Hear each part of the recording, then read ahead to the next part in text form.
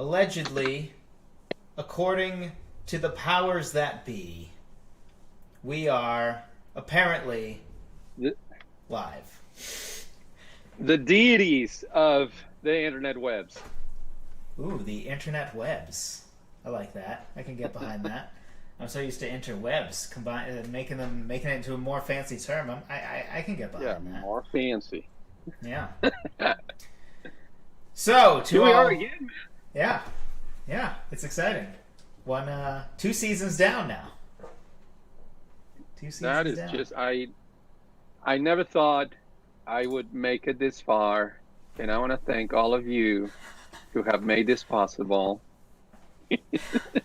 All of you who have contributed all of the things you have in the form of likes and subscribes and comments. Yes. Even the things. dislikes. Even the dislikes. The couple of you who have thrown those our way. Yes. Classic. Of course. Help us grow, mature, become better YouTubers. Yes. Which is fun. Or not. Yeah. Hey, it's fun to make constant progress. I like the feeling of, like, if you look at what we did even 6 months ago, seeing, like, oh, we're much better now than 6 months ago. Or even this live stream. Like, I know you can't see the live stream, but for people on here, like, it got upgrades, right? We have some little animations going on. Like, ooh. Now the live stream's all just a little more fancy. Not that it's super fancy, but hey. You know what? More fancy. I forgot. I have my device here. Let me go and check it out. What's the name of the channel? What's the name of the channel? Well, you can tell Carlo's not doing the uploads. Yep. What's the name of the channel? There's a classic right there. Well, the Mount Rushmore of Everything. The real question is... That's what I'm typing. What happened this season? Did we do better or worse than season 1? My first question to you is, did you see the document I sent you before I deleted the results? Do you know the answer already to the question of whether we did better or worse than season 1 as far as our agreement? This is all the document that I got from you. Aha! Perfect. I deleted it in time. That way we get to have some fun with this. So what do you think? Do we do better, worse, or I guess technically the same as season 1? My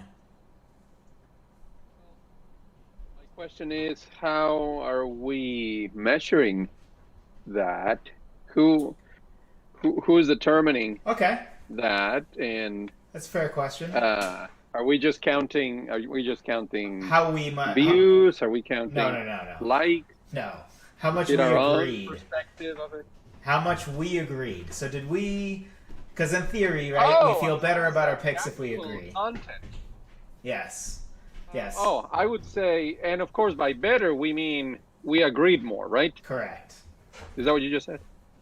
Yeah, that's what better would mean in this case. Yeah. Okay. Well, so that's a very easy way to determine it. It's just a matter of going through all the shows, all the videos, and then quantify that. But just from my perception, which is not very good at times, most of the times, but I think that we actually did better. We were in agreement more times than we did the first season. That is what I thought. The truth is, our results ended up being the exact same. Last season, we had only 2 that we only agreed on 2. This season, we also had 2 that we agreed on only 2 out of the 4. All 4. And then, but also, also, only 2 out of the 4. Yeah, only 2 out of the 4. And then we had 13 of 3 out of 4, and then 6 of 4 out of 4, both seasons, the exact same numbers. But the storyline of this one's interesting in the case that we started strong. We were 4 for 4 on the first 3, which is, I think, why we both perceive this season positively, because I remember the beginning of the season being like, wow, we're crushing this. Like, we're agreeing. 4 for 4 constantly. 3 in a row to start. And then we didn't get our first 2 for 4 until episode 17. So we agreed on at least 3 until episode 17. And Wow. then we dropped the ball and disagreed on 2 twice in a row. So both 17 and 18, we only got 2 out of 4. Which also means we recorded them the same day. Which I think I remember, because I remember thinking I was shocked that we didn't agree on at least 3 out of the 4 for Nintendo characters. And that was one of the 2 for 4s. And then we finished with a 4 for 4 at the end of the season.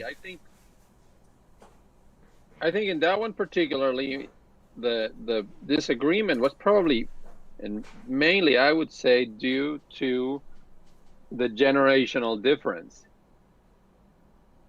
Maybe. You know, the 20 years of separation of gaming that. I don't know if that makes a between you and difference I. in Donkey Kong, though.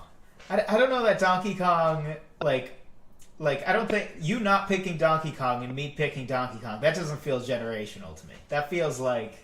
Well, no, like you're right. a different perception that's not time-based. I don't know what it is, but it's not time-based. Because, I mean, Donkey Kong was before Mario, right? So we can't... But we can't what fully I mean by attribute it that to is that at the time, again, perception. That was my perception of it, is that Samus was a lot bigger at the time than Donkey Kong. Donkey Kong, maybe his own ubiquity was his downfall, in my opinion. Sure. And then you get this new character, and then it's so mysterious, and it was very appealing and very different, and I remember that everybody was just crazy for it. And if you had a Nintendo and you didn't have Metroid, it was like, what? But that's the best game, because like it was a given to have Super Mario. But anyway, I think that's probably what I was thinking. Were you in But I don't know. Mexico at the time? I'm wondering if it's a What's that? cultural... Were you in Mexico at the time during this Yeah. period? Okay. Because that might be a difference too, right? Like, I don't know how different some things are, but I assume, just like candy bars or, for example, I think it got cut from the episode because it was off topic enough. But at one point I drew the analogy of like Chipotle is something that here in Ohio is just like everybody worships and constant. But back home in Massachusetts, there's 5 in all of Massachusetts. That might have changed now, but as of even a year ago when I checked, there's exactly 5. 4 of them are in Boston, and 1 of them is outside of Boston, and the rest of Massachusetts. Which, by the way, Massachusetts is much more than just Boston. So to all those people that are like, well, isn't that all of Massachusetts? No, it's not. So I wonder if it's partially that too. What means? That Massachusetts is more than Boston. I know. Most people don't. They just think that we all talk about packing Kaz. But I did not get rid of my accent. It's because I never had one. Yeah. So now you speak the true English, the one from Columbus. Yes, that's definitely what happened. From Ohio. My accent changed just in the last 5+ years. If you count college, I guess 9 now, which makes me feel kind of old, but I'm only 27, so I don't think I'm allowed to say that yet. So, the first thing that must be addressed, based on, I believe, our first episode. Because we got some flack for this. Is cheese a pizza topping? And before we address it, let's look at the comments we got. So, I know you can't see them. I have them up on the screen, but I will read them. So I have it here. I can see it. Oh, okay. Even better. So Alex basically says that he never considered cheese a topping. He also played the I worked at Pizza Hut card, and it was considered a plain pizza. So his basic argument here is that he considers it a foundational part of the pizza, right? So similar to sauce or sauce is just a part of the pizza, right? You wouldn't call sauce a topping. So he draws that analogy, and then he finishes it off with cheese not being in the toppings list at all. So, and David Yoder agreed. By the way, David Yoder coming in clutch in the comments this season.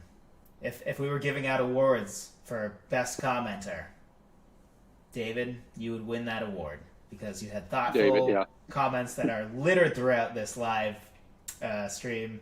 And also, I think you had the most, if not very, very close. So anyway, David also agrees with him. And honestly, we had this discussion.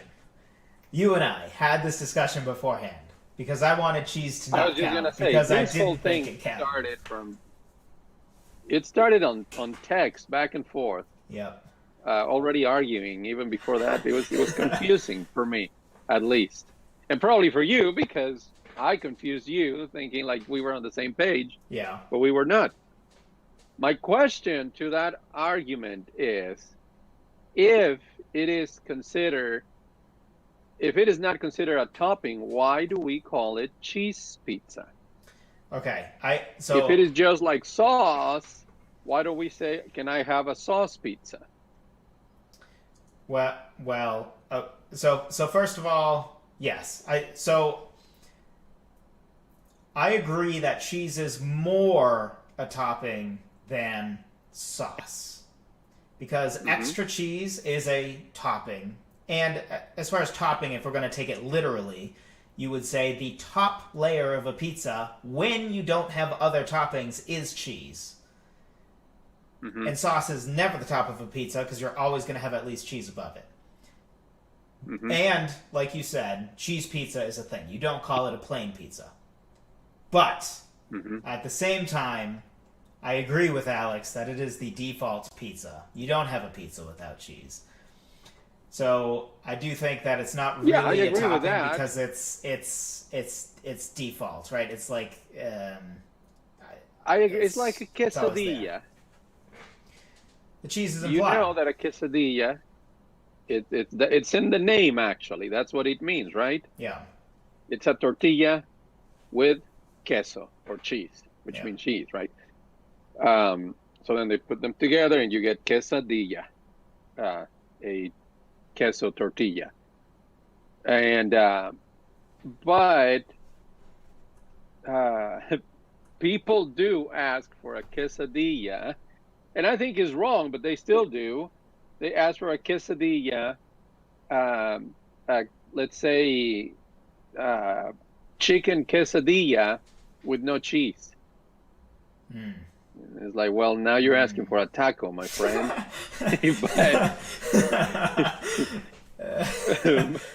But okay. So, yes, it is the default. But then, so what is a pizza? What makes a pizza a pizza? That is the other question. What's your answer to that? Well, according to Le Google. Le Google. Our great overlord Google, Wikipedia. Master of the YouTubes. Yeah. That's his formal title. Little known fact. No, I'm making that up. But I don't want the YouTube overlords to shut us down because we're calling them out on their true name. But you, the listener, you know the truth. Yeah. So, Wikipedia. Pizza is Italian savory dish of Italian origin, consisting of usually round, flattened base of leavened wheat-based dough. See, this is when it gets tricky. Topped with tomatoes, cheese, and often various other ingredients. Yeah. So also, it leaves it open. Yeah. Also, off of that, Chicago pizza, at least the DiGiorno one, or I forget what it's called, the D'Ambro, whatever it is. Some of them, the cheese is on top and the toppings are in the middle, which would make cheese technically on the top.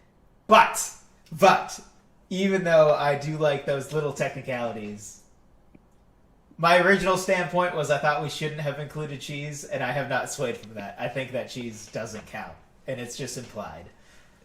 Where do you stand? Well, I stand by my original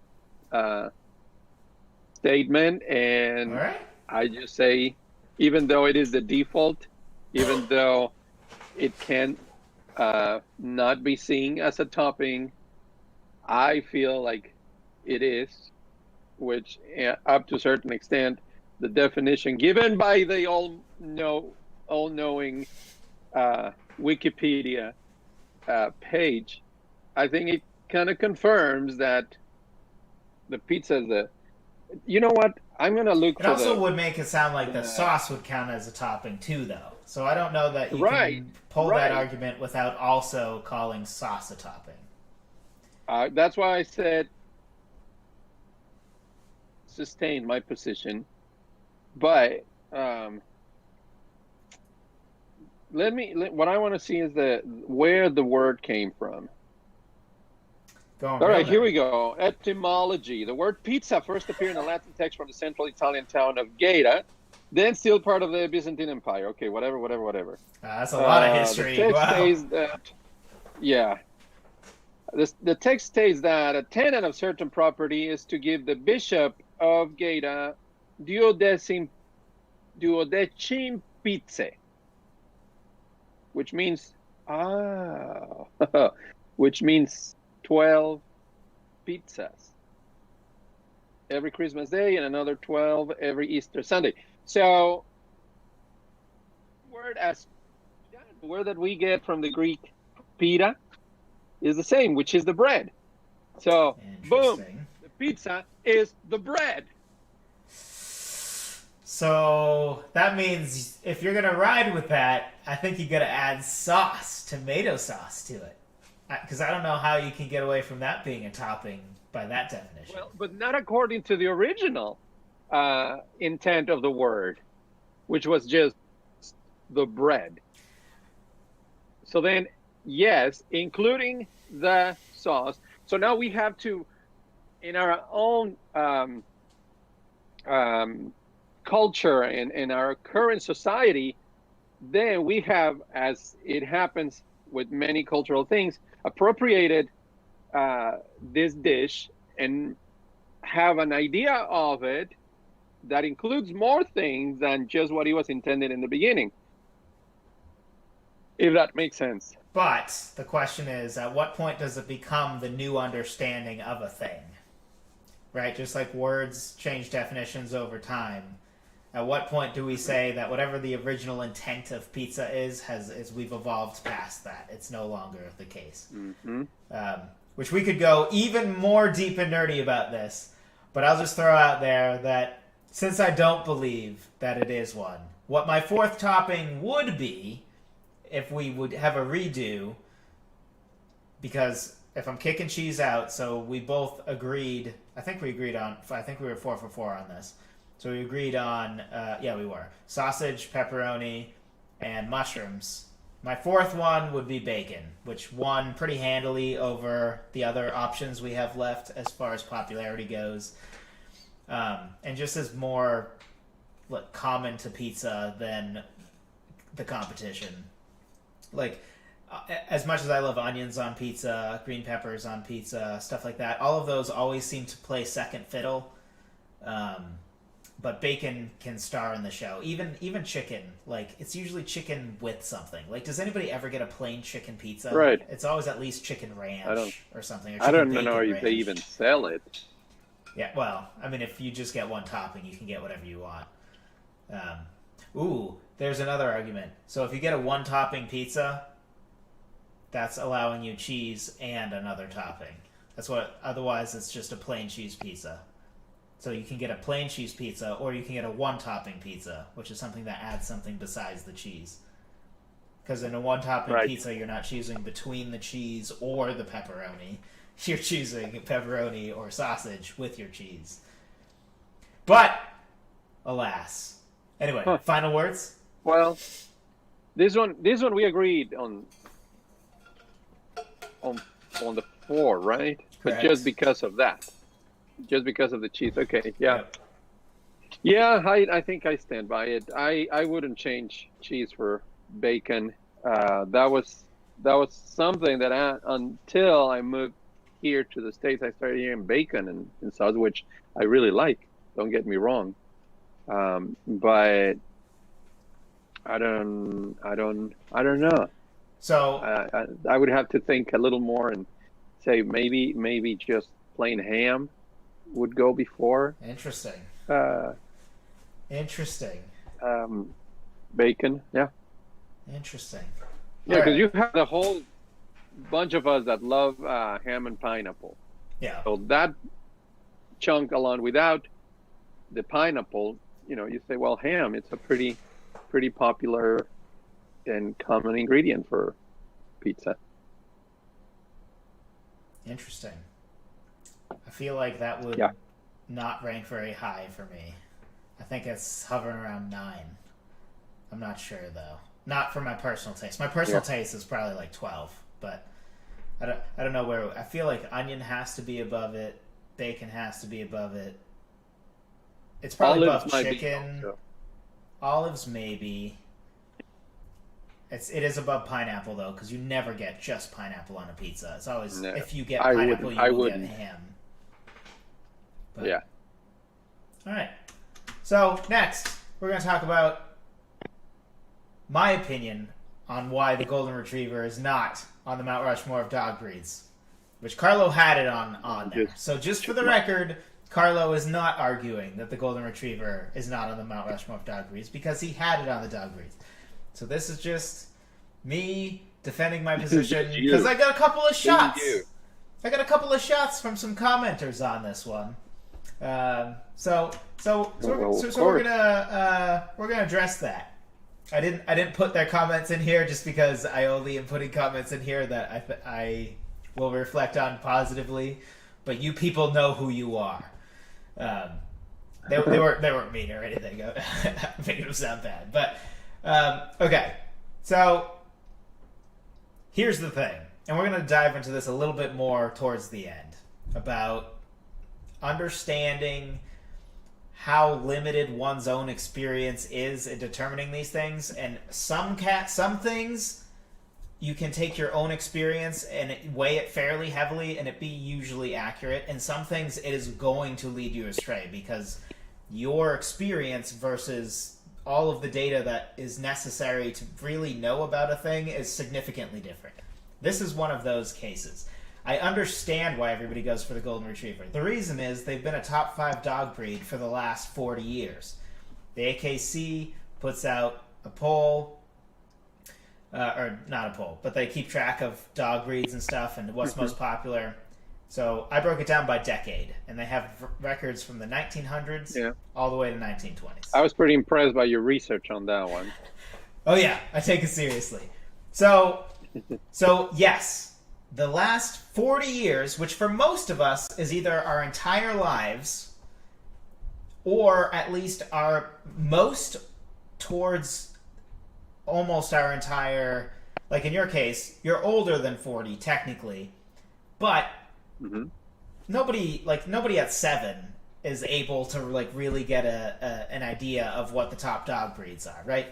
And somebody even put Greyhound in there, as they were surprised it didn't get a mention, which is to another point I want to make here, which is this is going to be so affected by your area and the people you know. Because the Greyhound has never, 12 decades, never been on the top 10. Never. But this person perceived it as being a very popular breed. And you know what? Maybe in their hometown it was. Right? Some areas of the country are going to be really heavy on the beagle thing. Other people might not actually meet a beagle besides Snoopy for years. That doesn't change how popular it really is, though. Well, this list in Mexico would be completely different. Oh, yeah. I can tell you. I mean, I can definitely see the poodle easily being even, easily a non-negotiable for sure. But then you would see other breeds like, I don't know, Doberman is very, very popular. That people would right away think of a dog, and that's what they come to mind: Bulldog or Rottweiler. all of those are like super popular down there. Bulldog has an argument Which, for here as not well. that they I are think. not here. Pardon me? I think Bulldog has an argument for being on there for here as well, which I'll get into in a little Right. bit. But yeah. And like that's what I was going to say. It's not that they are not here, but now living here and experiencing and seeing and researching also, I think I'm pretty confident on my Mount Rushmore of dogs.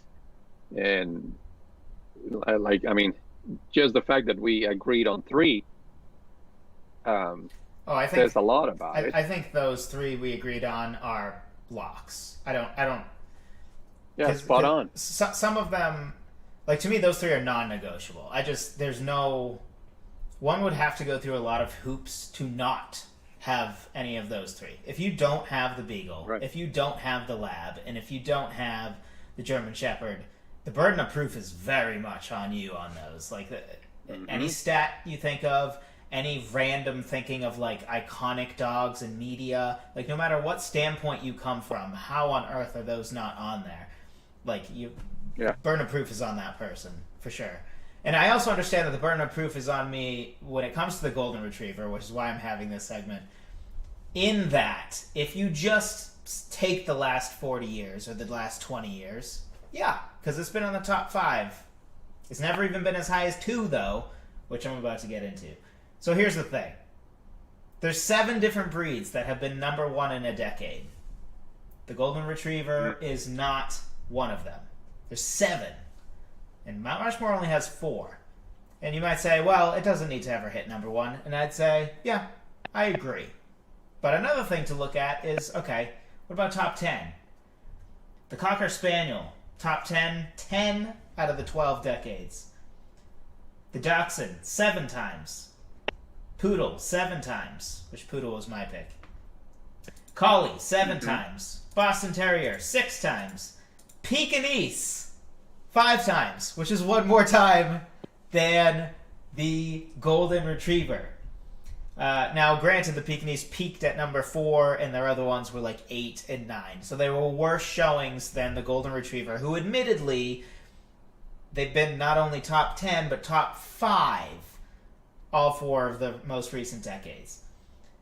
Bulldog also 4 times for the record. And then, for what it's worth, Boxer, Chow Chow, and Minister Schnauzer were the other ones I found that were on the top 10 at least 3 times.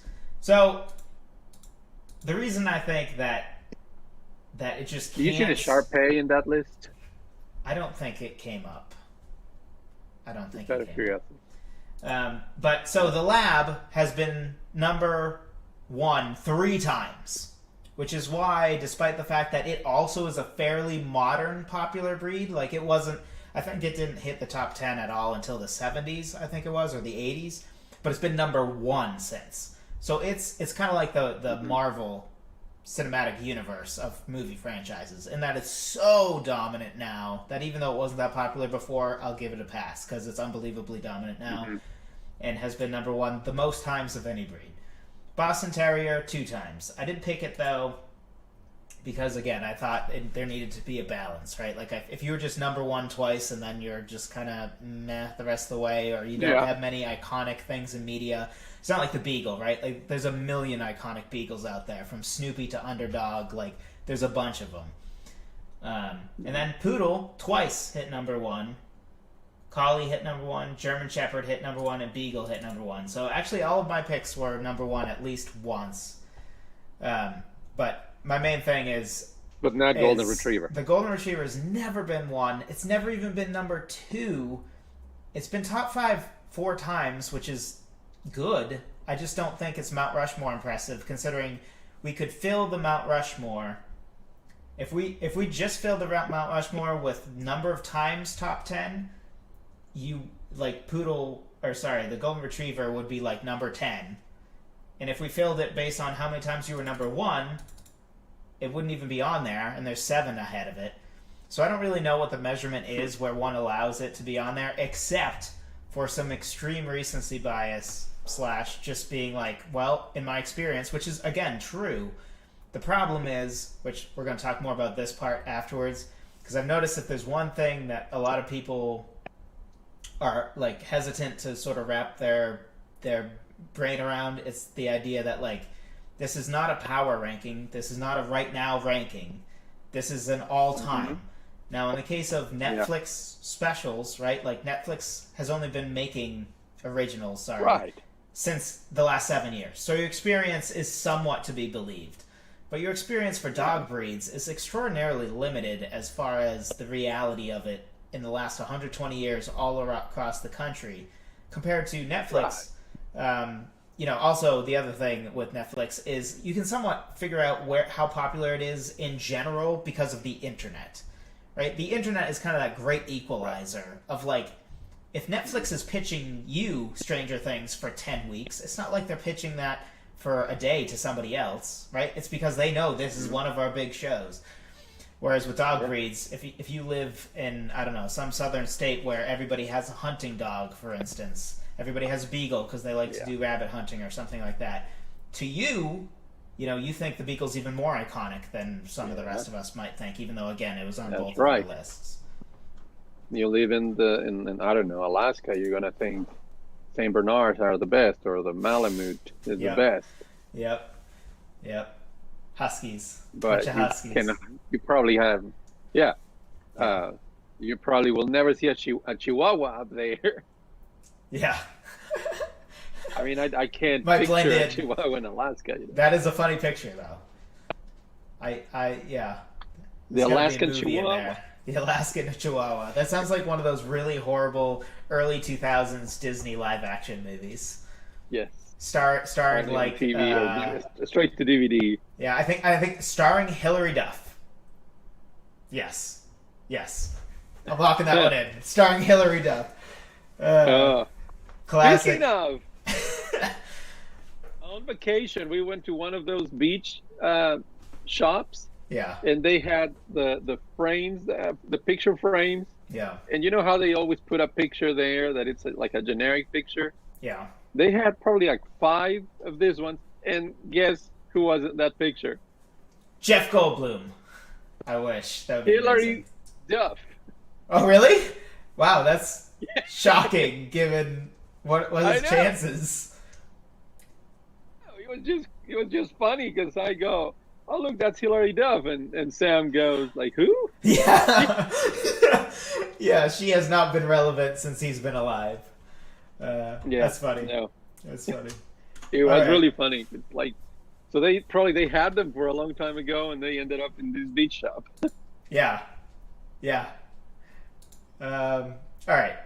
Christmas cookies. All right. Here's one where you and I were together, and there were some commenters that did not agree and appreciate our perspective on this.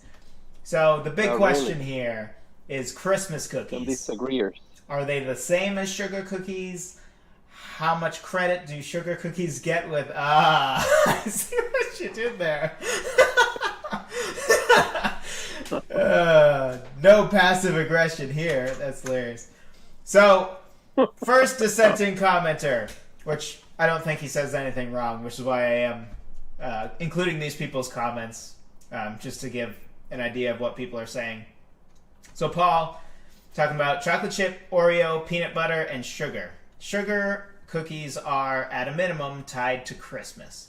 There are also so many other ways to use them. I more or less agree with that. We're going to come back to the sugar cookies are tied to Christmas because there are some technicalities in there that I am hesitant on. But Taylor Yoder, the wife of the esteemed David Yoder. Oh, yeah, David. Yeah. Y'all, how did you miss sugar cookies? If you look at the baking community, decorated sugar cookies are a huge portion of the market. They're ubiquitous. I love how several people in the comment section, I think he used this word in this video and they threw it back. I love it. So well done, commenters. But influencer. They're ubiquitous in terms of creative expression and flavor options. So first, I want to hear your take on what they just said. see if we're tracking with them so far. I sent you a video, a little clip of a comedian that I really like some of his take on things. He has a bit on sugar cookies specifically, and he said, "Sugar cookie, flash news. Cookie is a sugar cookie. Not a sugar cookie. You're just a cracker." It's basically the plain cookie in some ways. Yeah. As much as I like that line and I thought it was funny, I will grant that a sugar cookie is clearly its own. I would kind of argue it's the default cookie in some ways, but it is like the dough base of a sugar cookie is different than a chocolate chip base. Right? Like a chocolate chip cookie is not a sugar cookie plus chocolate chips. It's different. You came so prepared. I'm amazed. So before I get into my take on this, I have a couple. I have some pictures I want to throw out to you all, and this is not meant to be a trap in any way, so much as it is a. Let's think through this, because the direct Christmas cookie equals sugar cookie and sugar cookie equals Christmas cookie is questionable. There's a relationship there, but they're not equals. And which nobody said they're equals. One of the things that helps that argument is the fact that they're cookie cutters that go with different seasons. So a sugar cookie doesn't necessarily mean that it's only a Christmas cookie. It can be a Valentine's Day cookie. Sure. It could be all kinds of other things. To be fair, I don't think they're saying that so much as so if the sense I'm getting is that they're saying largely Christmas cookie equals sugar cookie, not the other way around, right? So it's not all sugar cookies are Christmas cookies, but all. Again, they did not say all. I don't think they're even saying all. I think they're just throwing out there, which I agree with, most Christmas cookies are sugar cookies, right? Like if you think Christmas cookie, probably you thought one of two things. A gingerbread man, or a gingerbread cookie, or some form of decorated, possibly frosted sugar cookie. But that goes into where my questions are. So here's the first picture. Just setting it up. Does this sugar cookie that is a plain circle equal this shaped sugar cookie that has frosting on top? Initially, one would say, yeah, of course, it's just a sugar cookie with frosting. Oh, okay. I think I can get behind that. First of all, when you look at the right, though, you wouldn't call that a sugar cookie, would you? If you look at that right cookie, you think, oh, it's a Christmas cookie. So it has a different name. Right away. Also, you just are getting lucky right now that what if there was a gingerbread base mixed in there? That's why you call them Christmas cookies, right? Because the idea of a Christmas cookie is it's shaped. It traditionally is mostly sugar and some gingerbread and then some biscuit or whatever.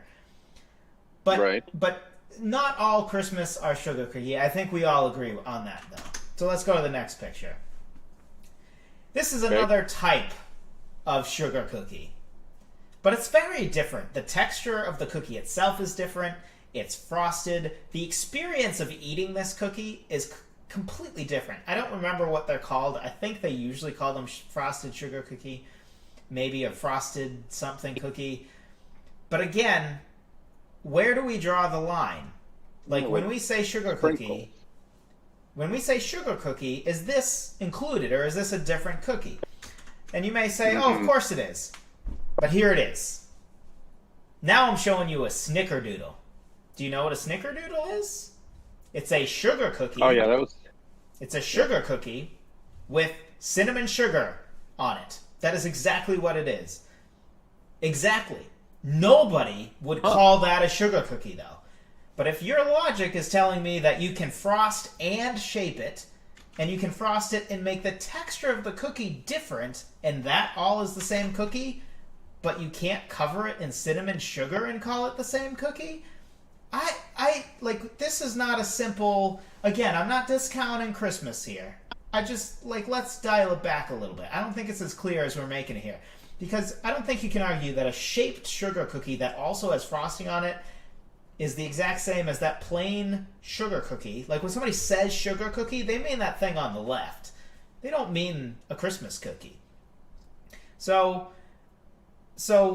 I think we need to slow down on the equating these two. Again, because nobody in their right mind has ever called a snickerdoodle a, what would you call it, a sugared sugar cookie, a cinnamon sugar cookie. Like, no, it's a snickerdoodle cookie. So off of that, an M&M cookie, sugar cookie. Yeah, an M&M cookie, which, by the way, Panera normally has sugar cookies, or they used to. They don't anymore, but guess what cookie they do have? Oatmeal Raisin. He came prepared.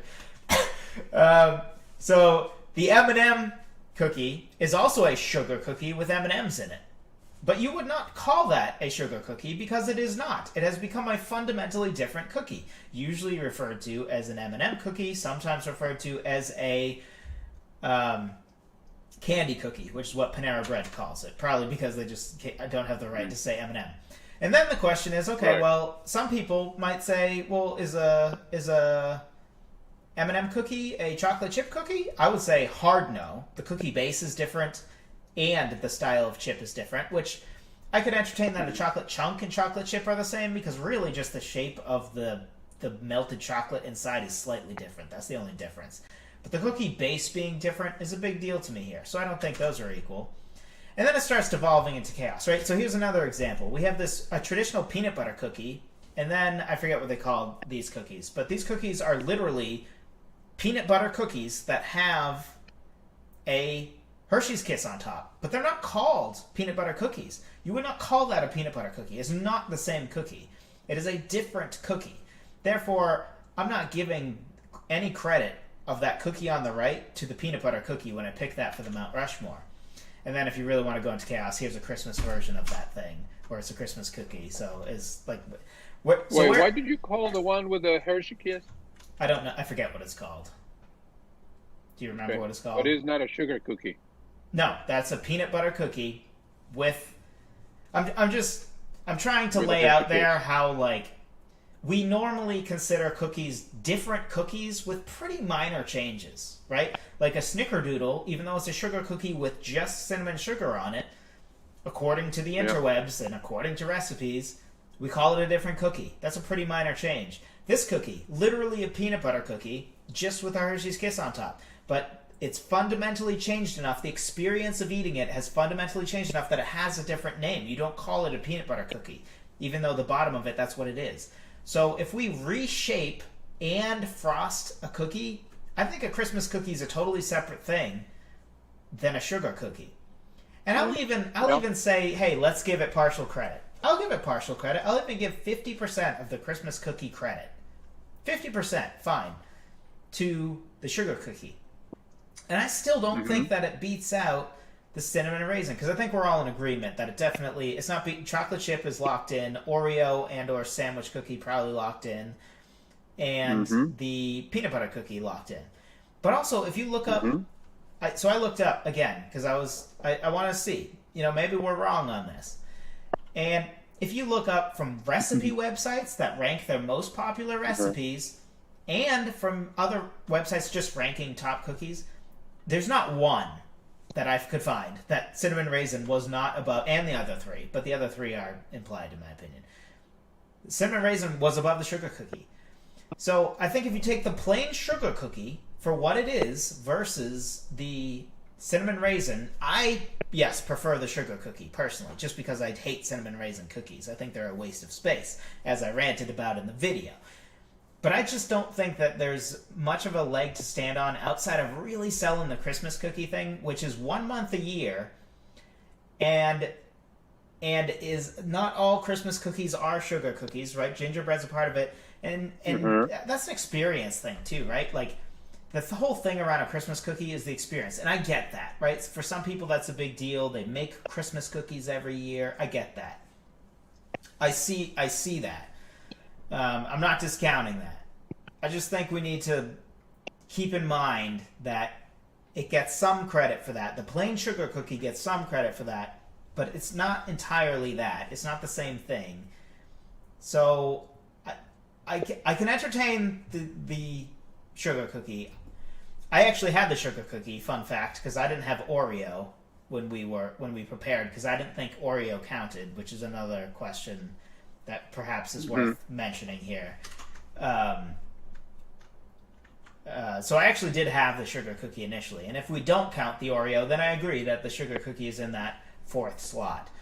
But I stand by that. You know what? Cinnamon Raisin deserves it over the sugar cookie. That's my stance. Sticking with it. I mean, that's you make a very compelling argument for that. People would still disagree, and that's fine. Yeah, but it's okay to be wrong. Just kidding, people. Just kidding. Yeah. So, and that was right. We agree on those four, right? Yeah, that was another one we went 4 for 4. Mm-hmm. Look at us. Also, we had a joke at the beginning of the video about. I think it was one of us said fortune cookie, and the other one's like, "Wait, are you serious?" I don't remember which direction it went, but actually, I looked up the Wikipedia page on cookies. Oh boy! And they did have, and these are types of cookies. For the record, they have Christmas cookies separate from sugar cookies. For the record. Okay, just for the record. For the record, separate. One more. But one more. Fortune cookies were on the list. Fortune cookies were on the list as a real cookie. Now, how are they ranking them? They weren't ranking. What was their criteria? They were just saying what a cookie like. It was just these are the different cookie types that exist in the world. So like chocolate chip, snickerdoodle. I mean, if you think about it, I wonder because didn't they start in San Francisco? I don't remember.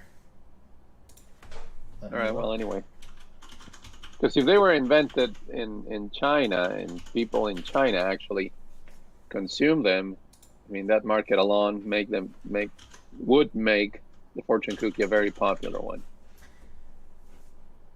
Fortune cookie started in the United States. Yep. The exact origin. We're great. The exact origin of fortune cookies is unclear, though various immigrant groups in California claim to have popularized them in the early 20th century. They most likely originated from cookies made by Japanese immigrants to the United States in the late 19th or early 20th century. The Japanese version did not have the Chinese lucky numbers and was eaten with tea, according to the all-knowing, now more reliable than ever, Wikipedia. Which came off sarcastic, but it is actually much more reliable than it used to be. I don't think the students out there can put that as a citation in their papers still, but it's better than not yet. But it'll get there. It'll work its way. Yeah. To do that at some point. Yeah, we'll see. Minor point on this, I will say, I don't think that we can call the Oreo in this list. I think it would need to be considered the sandwich cookie because even though I agree that the name Oreo is more iconic than sandwich cookie, and Oreo is not a type of cookie. Just like one could not say that, for example, sanitary paper products, you wouldn't put Kleenex on that, you would put a tissue on that. Even if Kleenex is a more ubiquitous title than tissue at this point, which may or may not be true, but even if it was, like, it doesn't change fundamentally that the thing that you're saying really is the chocolate sandwich cookies. I mean, there it is. So I don't think it makes any difference. But it's still a cookie. Oh, no, I agree. So I don't think it makes any difference. I agree it deserves to be on there. I will put in there that it gives me a little pause putting the chocolate sandwich cookie above the sugar cookie just because the name Oreo is so iconic, which is why you said the word Oreo. It makes sense to me. I don't think it really changes anything. I just want to put out there for the couple of people that were like, well, I don't know if you can say Oreo. And I also struggle with that because I found out live, right? Because I wasn't planning on saying Oreo. You threw that at me, and I'm like, oh, well, I have to agree with that. Like, it's clearly on there. So I didn't have much time to argue out and sift through whether I think it counted. But regardless, I don't think whether you want to call it the Oreo or the Oreo cookie style or it's chocolate sandwich cookie, I don't think it changes that it's on there. All right, so sugar cookies. Yeah. Check mark. Sugar cookies, check. All right, we're 15 minutes into this, and we're just 3 items into it. Ooh, scary. Guess we'll have to go faster. All right. I guess. Why I stand by my unpopular decision to snub the elephant, which I got less hate on than I thought I would. Basically, I think the elephant is at best slightly more iconic than the giraffe, cheetah, and zebra. I think we all agree the lion's on there. The lion's place is not at stake. So I think we're all in agreement. That's probably 4 animals fighting over those last 3 spots, and those 4 animals, correct me if I'm wrong, but I think we would both agree that even though you picked the elephant, I picked the zebra, I assume you would agree with my statement that between elephant, giraffe, zebra, and cheetah, it's 3 of those that are probably getting in that Mount Rushmore over things like the rhino that are like just not quite there, or the hyena, like the they're gorilla, just not quite there, gorilla. So my thing is, to me, those 4 are basically equals. I'll even give you that if we're going to put them on a point scale, an elephant gets a 95, and the other ones get like a 93, and maybe the zebra gets a 92. So I'll even but what I think about that one is that you're just taking points away just because it's not very because it's not very representative of Africa only, but it has another representative in Asia. Sort of. So this is where it gets...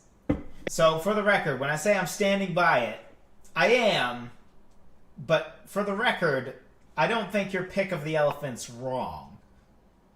So there's some where we disagree, and I think you're wrong, right? And you probably think I'm wrong. Yeah. This is one where I really don't think the elephant is wrong, but I think, because we've talked about this before, but what's interesting about a Mount Rushmore is, in theory, the criteria is the same for each one. How much each of us weighs each criteria is going to change. And it should change, right? Because iconic is going to weigh more heavily in some categories than others. And some, like, for example, the numbers of dog popularity. To me, that is significant for dogs, whereas it's not significant for other things, right? Because you could really say that's basically population, right? It's the population of beagles that people happen to own. Right. But I would say that's irrelevant when talking about African animals, right? Of course predators there's fewer of. That's how a food chain works. So the lion would never make it, and that's silly, right? We just have mice for every continent.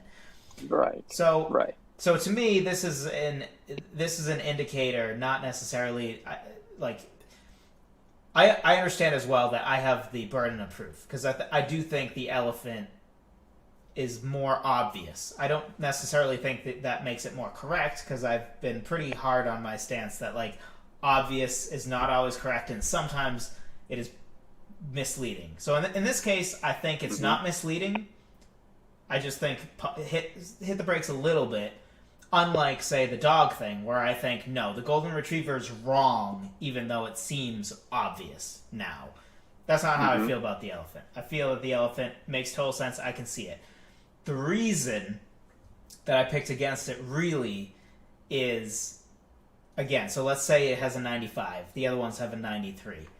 Then the question is, because the other ones are only in Africa, so every bit of how iconic I think those animals are is entirely due to their African version, right? Because there is only an African cheetah. There's no such thing as...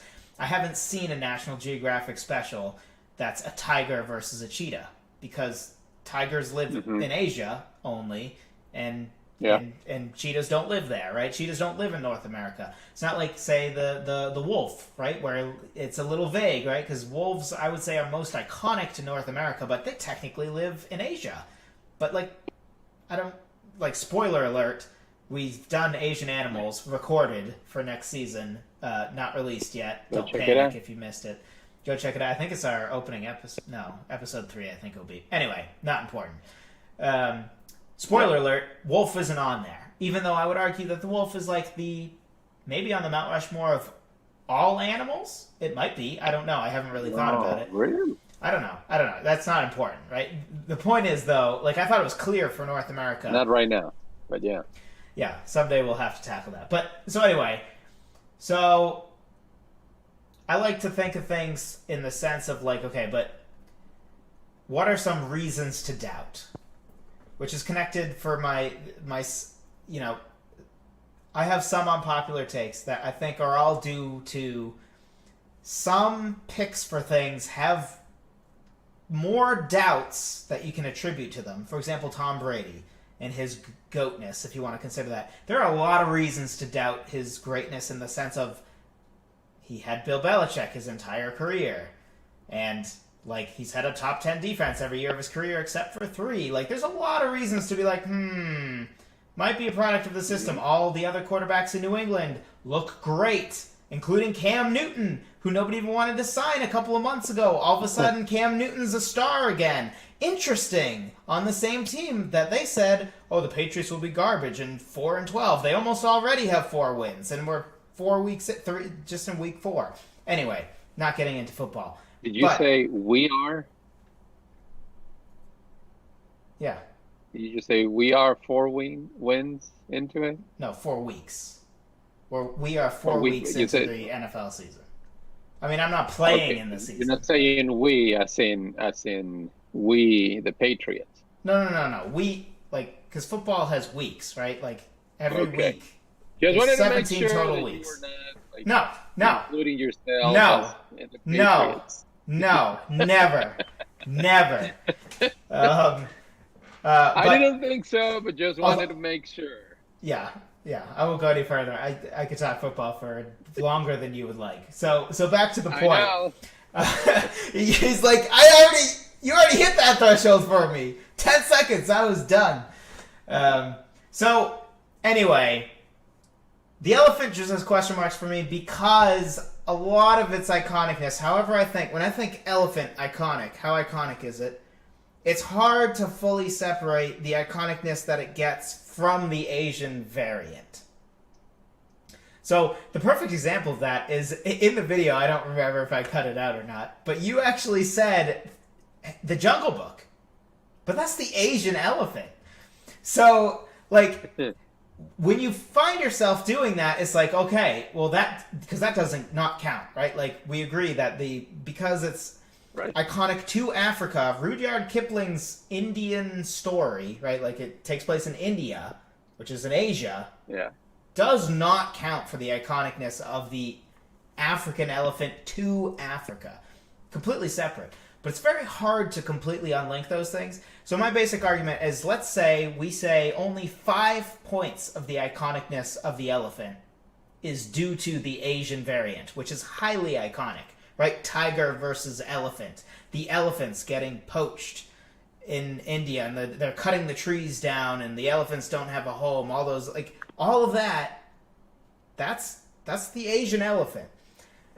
And according to my numbers, if we more or less agree that the elephant has a 95, 96 out of 100, and the other ones are like 93, 92, even if we say that's only 5 points that things like the Jungle Book and stuff are boosting it, it's now lower than the other ones.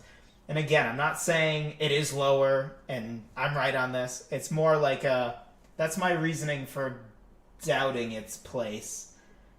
and why I ended up picking against it. Because the other ones I have no reason to doubt. Zebra, all my picks are African exclusives except for the lion, which has 500 in Asia.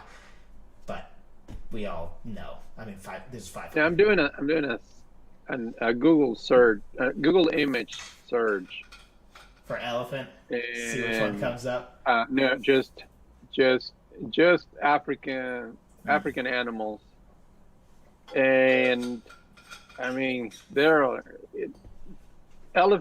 lion and elephant. I think dominate most of the pictures that they're showing. Again, For not sure. that means much, but just again perception. Yeah. No, again, I even go so far as to say I think it is the second most iconic animal in Africa.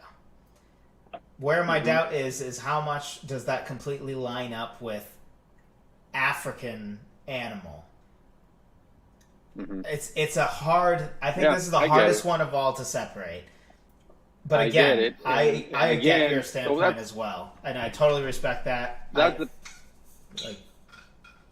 You very much that's could be the right. point. Again, going back to and I think we're going to talk about it a little bit. Hopefully, we'll make it to that because I think it's important. But just the fact of what the Mount Rushmore of everything is search for the truth. Yeah. So sometimes perception lines up with facts. Sometimes it doesn't. And I think I one of these ones, I was a little surprised of your arguments, and it makes sense. I'm gonna go in this one. I'm gonna go with perception, and Sure. and I think that Which I think is very valid. should be there over Okay. the zebra. This is about as not upset as not that I get upset, but like this is about as because there's different levels of sometimes one might think the other person's pick is objectively wrong. Sometimes you think I think my pick is clearly better. This is one where I am like, no. If anything, again, burden of proof is on me. If anything, and I 100% like your 4 are great. I have no issue with them. To the point Thank that you, sir. if we put it out to the population, I would fully expect to lose if we were to have a vote, and it makes sense. So this is another one that came up Cool. that I thought was interesting because some stuff popped up I didn't really expect, and it's so Boston versus Chicago. So our picks, for a recap, we both agreed New York, LA. Obviously, we also agreed on Washington D.C., which I do think is pretty firmly in that third slot. Again, we don't rank them, but there's some level of for example, when you're talking about which one deserves the 4th spot, you already know that New York's there. So it's basically number 1 or number 2, right? So you had Chicago, which I totally understand. I had Boston. And You went with Boston. Yeah. And I honestly thought that most people would just ride with the Chicago and call it a day, and I was shocked at some of the different answers we had here. So we have Kyle, who didn't even consider DC or Boston in his. He thought the first Not the 3 were... capital. Yeah, I know. Interesting, right? I can kind of see it, though, because DC is a very interesting one. New York and LA, easy, non-negotiable. If anybody doesn't have them, they're wrong. Write it off. Done. DC, though, it was not non-negotiable to me. It's hard to take off, I think, but I could see an argument. So he thought the first 3 were obvious: New York City, LA, and Chicago. First of all, I'd like to point out the word obvious, because again, obvious does not mean that it's correct. Not that he's saying that. Not picking on him. Just pointing out that, I actually agree with him. Those are the obvious 3. I just think the first 2 are definitely also correct, and the third one is questionable. And I wouldn't say it's wrong. I just think it's questionable. My 4th ended up being Las Vegas. I considered San Francisco for Silicon Valley and the global influence that comes with it. So note here, Silicon Valley is attributed to San Francisco because it's off of the San Francisco Bay, but it's actually in San Jose, which is another city, a major city. So I'm a little conflicted on how much credit to give San Fran for that, but we'll come back to that. Paul, I find it interesting that he says my fourth ended up being Las Vegas. It almost sounds like he didn't have one and went through the list, and then he came to the conclusion Yeah. that it should be Las Vegas. Yeah, which I think, so I didn't include it here, but me and him ended up going back and forth a little bit on this. So he, go check out the comments of this video if you want a little more detail on that. But yeah, I also think that was interesting. Paul, I would have had New York City, LA, Boston, and Las Vegas. So that's now two commenters who agree on New York, LA, and Vegas. And one of them took your Chicago, and one of them took my Boston.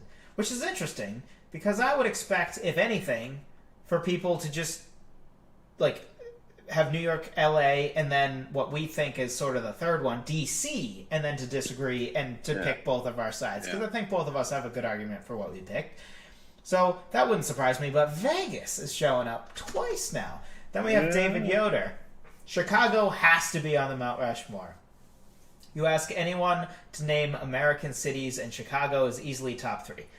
I agree that it is. I agree with his statement there. I disagree. Very well known, very recognizable. Yes, I disagree with the implication that is the be all end all, or so significant that it single-handedly makes his point here. He goes on to say Boston may make the top 10, which I think that's egregious. It's higher than top 10. If you rank it as low as 6, there's something off. So may make the top 10. You went a little far for me there, David. But the only thing I see going for it is the history, which I sort of addressed in the video. I'll bring back up again. I don't think history is the only thing it has going for it. Also, I don't think history is an only, because we're talking about a country.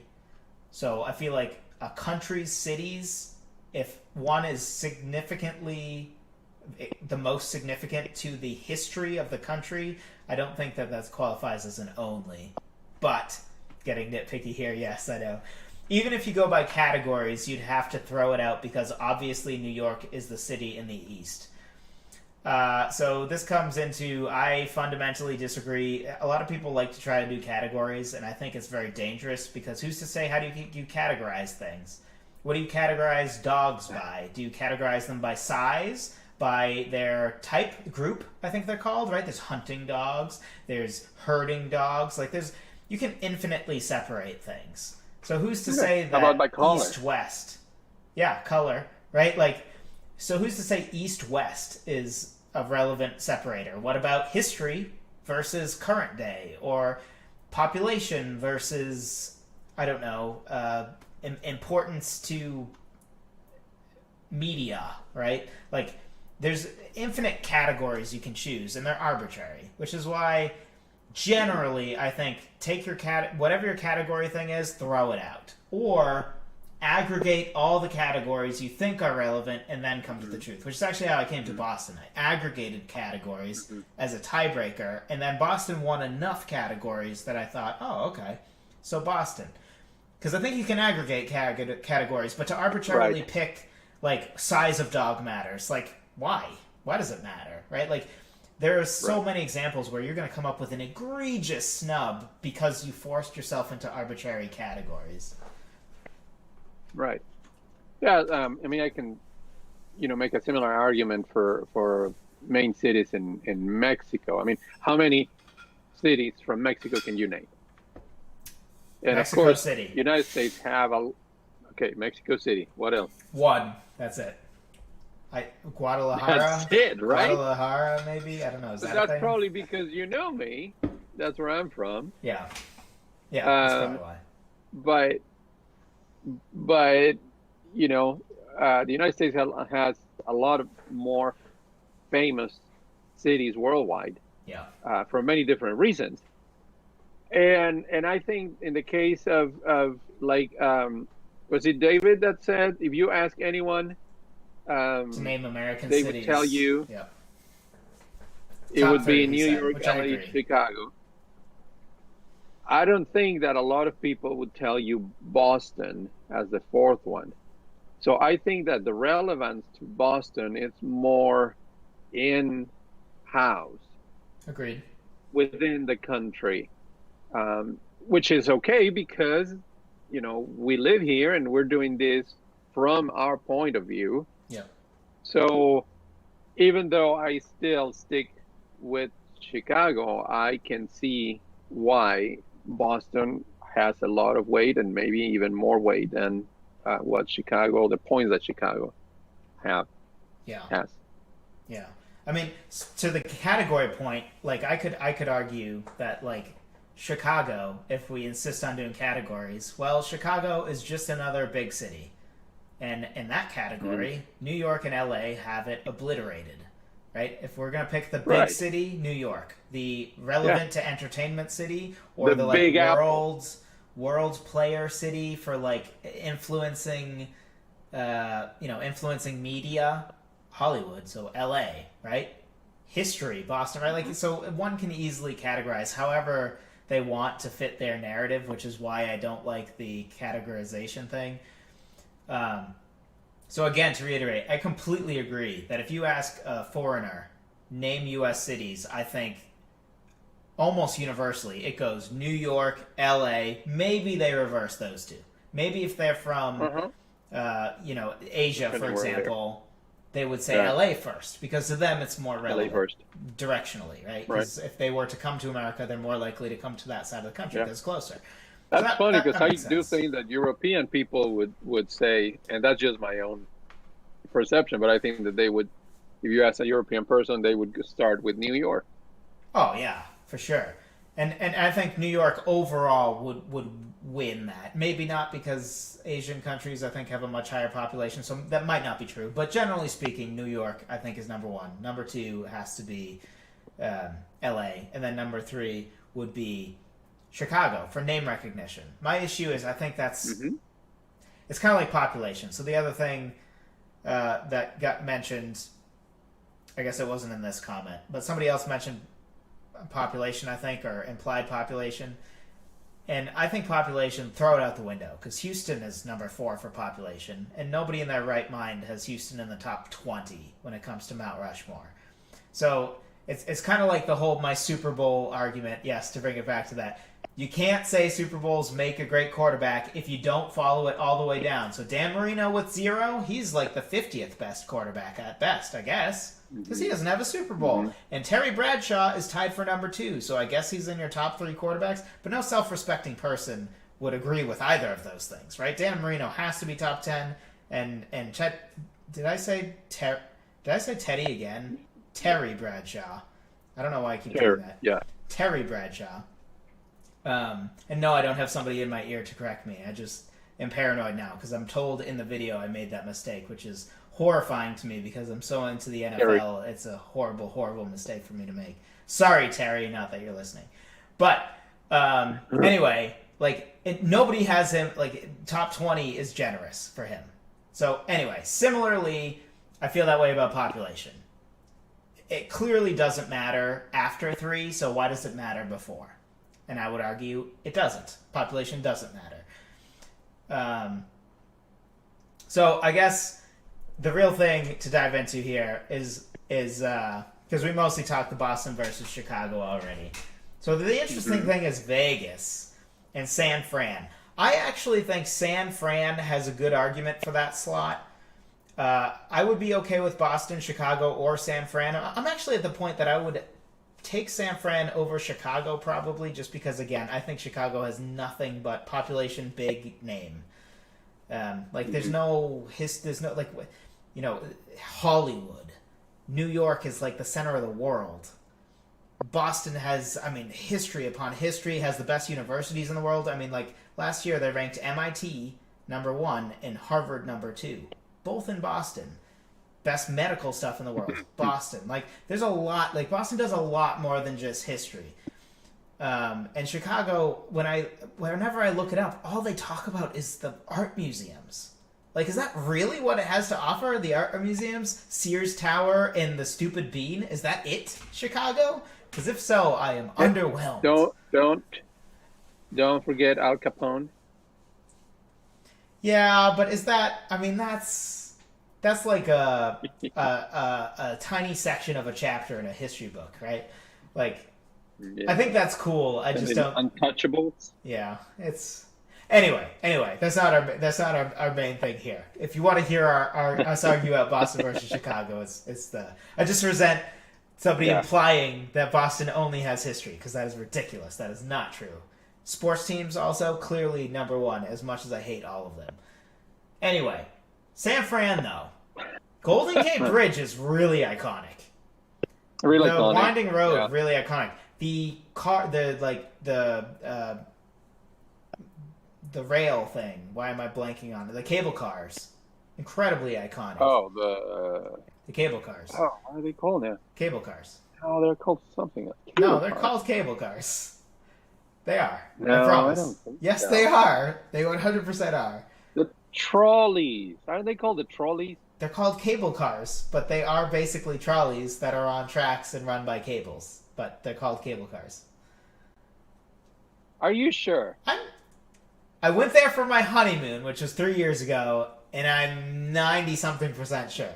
Regardless, everybody knows what we're talking about. It's very iconic. Okay, yeah. Yeah. And Alcatraz, The very 49ers? iconic. 49ers, yes. I would argue overall their sports teams aren't a big argument for them. Sports teams, Boston gets the W for sure. If we're going to say, okay, Boston, Chicago, San Fran. Well, okay, first, let me kick Vegas out real fast, because I don't think Vegas deserves it. Vegas is basically Orlando, in my opinion, in that it is a one-trick pony. Oh. It's not great on its own. The only reason that a lot of people visit there is basically the amusement aspect. And yes, Orlando has Disney and stuff, therefore a lot of people visit it. But Orlando, the city itself, is nothing. Not great. Nobody cares. Does anybody know anything about Orlando besides Disney and Universal Studios? No, nor should they. There's nothing to write home about, from what I remember. Sorry if you're from Orlando. Mm-hmm. But we're not hating on you. yeah, we're not hating. Just like, we're talking Mount Rushmore here. So to me, Vegas is that same thing, except that more of the city is that stuff. But it's like, its only relevance is its notoriety, I think. And I don't think notoriety gets you a slot on the Mount Rushmore. It's an important U.S. city. Not a lot of history in it. No, I mean, it's... And if we take that logic of cities people know, if they're outside the country, cities people know, I could maybe see it fourth in that category, but that's a very limited category. And I don't think that people would go straight to that one. I think that they would need to think a little more, and then would go like, oh, Las Vegas. Yeah, I could see that. Type of thing. And then,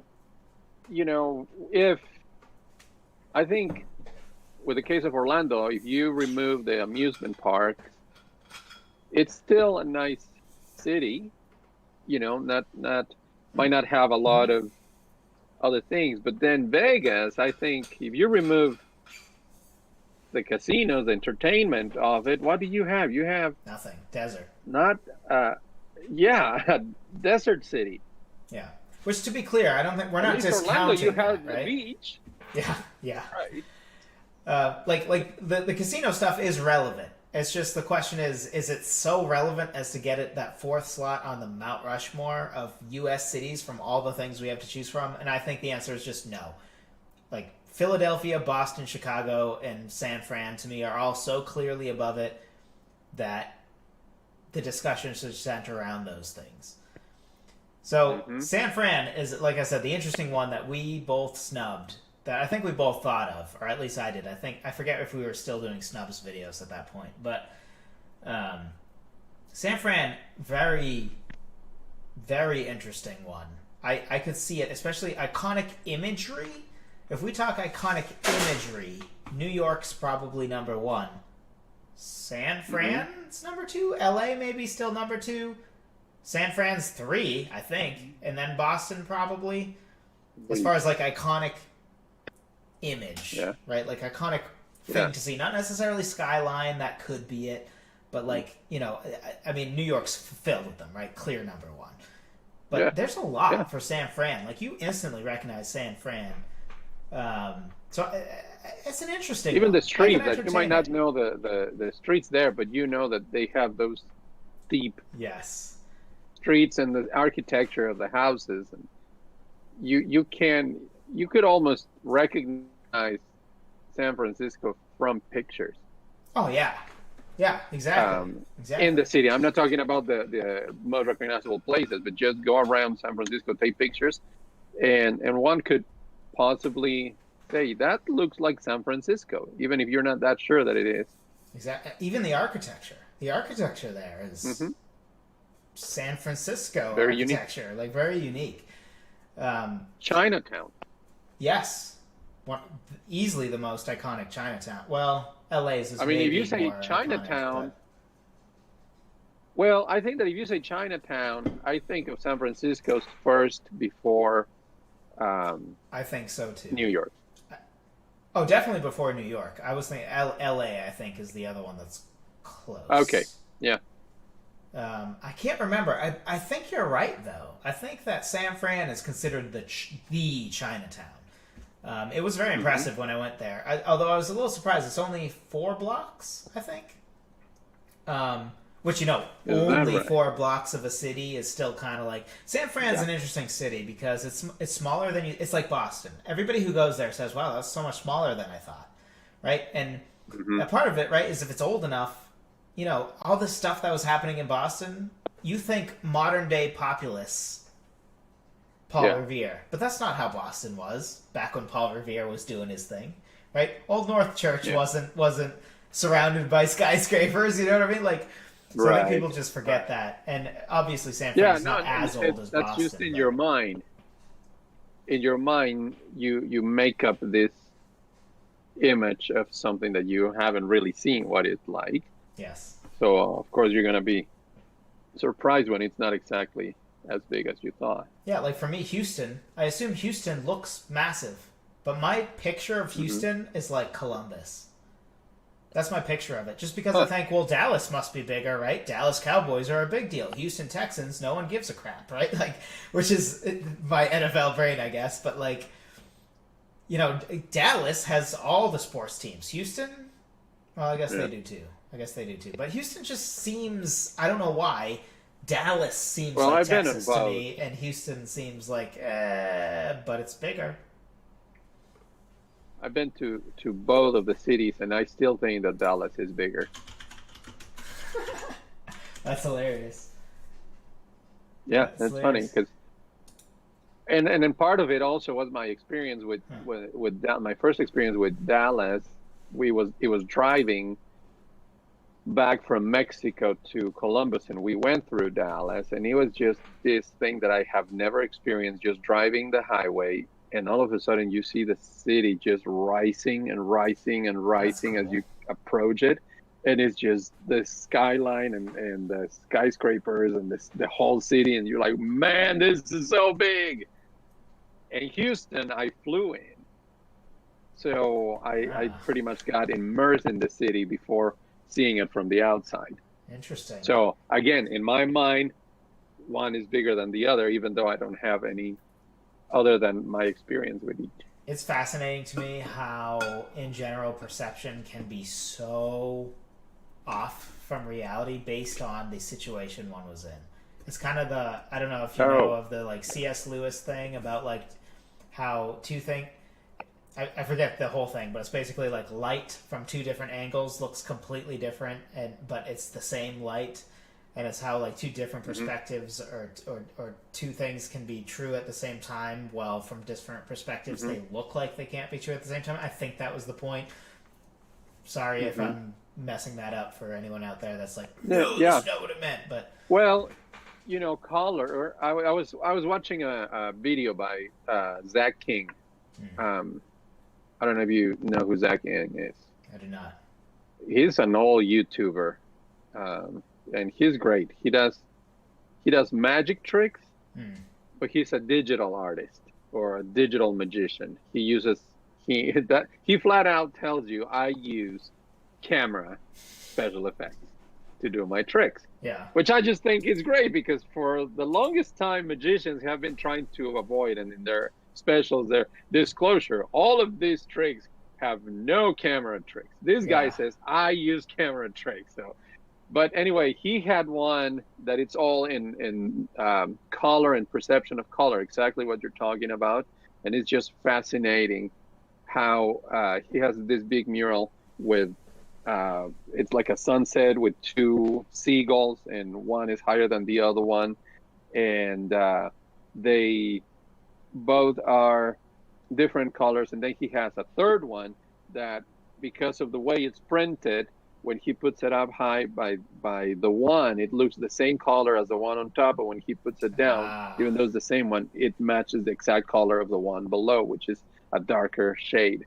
And cool. He goes on and on. It's just great. Go check it out if you or can. Just those internet pictures, right? The ones that are like, some people see it as, the dress, right? Like the blue and gold, the blue dress or the golden dress, whatever it is, like that, right? Like, so many times my wife will be like, "What color do you see?" And I'll say something like, just totally like, "That's what I see," and she's like, "Really?" Right? And it's like, oh, that's. Came out strong there. Like, I didn't realize how wrong I was. Right. Then you yourself can come back later to the same picture, and then you remember seeing it a different color, but now you don't. Yes. Yeah. Oh man, we could nerd out about the brain is just for too amazing. Much. So this brings up perfect segue, right? Now we're talking about Niagara Falls. You took some heat on this one. We're finally trading places. You took some heat on this one.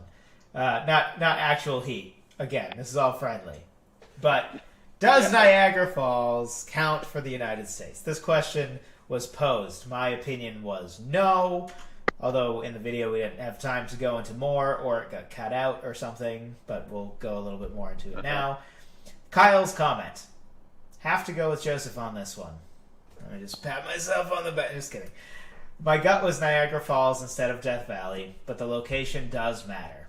I've been to Niagara, and the Canadian side is hands down better. You can't really get a good view of the iconic Horseshoe Falls on the American side. I think he brings up a good point, and I just want to draw my line in the sand of what I think is what you can count and what you can't. If it is located, any fall that is located in the United States, you can count. Any falls located not in the United States, I don't think can count. So, one can say, so there's 3 falls for Niagara Falls. There's the Horseshoe, which is the iconic one that if you look up Niagara Falls is what comes up. That's in Canada. There's the American Falls, which is by far the second most iconic one, and it's big and it's impressive. That's in America, obviously, because, it's in the United States of America.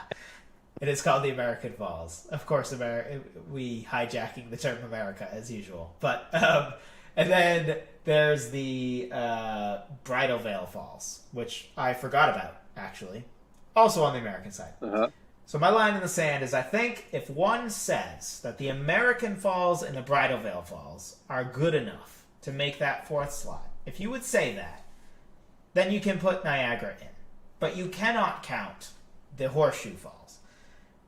So, which is where, to me, the Horseshoe Falls is, in my opinion, 80%? I mean, 80% of the iconicness is Horseshoe, or more. I think if you look it up, just for funsies. Yes, I just said just for funsies. I'm going to look up, I did this before, but I'm going to do it again because I don't remember. If you look up Niagara Falls, first, this is an image search. First one, Horseshoe only. Second one, both Horseshoe and... both. When I say both, the implication is not Bridal Veil. It's American and Horseshoe. So, Horseshoe, both Horseshoe, Horseshoe, American, Horseshoe, both, Horseshoe, hard to tell, Horseshoe, hard to tell, Horseshoe, both Horseshoe. There's no doubt about that. So, Horseshoe. The Horseshoe is it. So I guess the question to you, First of all, do you agree with that line in the sand? Does that seem fair? That you are allowed to count the two and not fair. Okay. With that in mind, do you still consider those two falls of Niagara Falls to be on the Mount Rushmore? You don't have to go Death Valley because honestly, we talked about this, but I think there's two really clear ones that are or one clear correct one. Grand Canyon, right? Like it is. It's on the world one. Right. And then I think we both agreed on. So we both agreed. I don't remember what our picks were now. Good thing I have this. Redwoods. Redwoods. And Great Lake. Yes, which I also think if you research become not obvious but necessarily correct. I think. Mm-hmm. So I do think there's a steep drop off after that, though. There's about 10 things that you could put there with Death Valley or instead of Death Valley, and I'd be like, yep, that is at least as correct. Maybe more correct. I don't know. I don't feel great about Death Valley. I think it's a good pick, but I think there's a steep drop off after 3. So, do you still maintain Niagara, or would you want to swap it out with something else, knowing that you cannot count Horseshoe Falls? I'm gonna have to say it's a compelling argument, and again, we are seeking for the true Mount Rushmore in this case of this natural U.S. landmarks. So yeah, it's not very strong, and it has to use the horseshoe as a association crutch. Bias. Yeah. But then I don't know what to replace it with. There are so many others. I mean, of course, Death Valley, Yellowstone, Yosemite. Well, yeah, Yellowstone isn't really a wonder, though. We talked about this. It's Yosemite Falls, I think you could do, but I don't think you can do Yosemite the park. And Yellowstone, You'd have to pick just the geyser, I think. Right? Like, there's a weird dynamic of, it's not a Old national Yeller. park.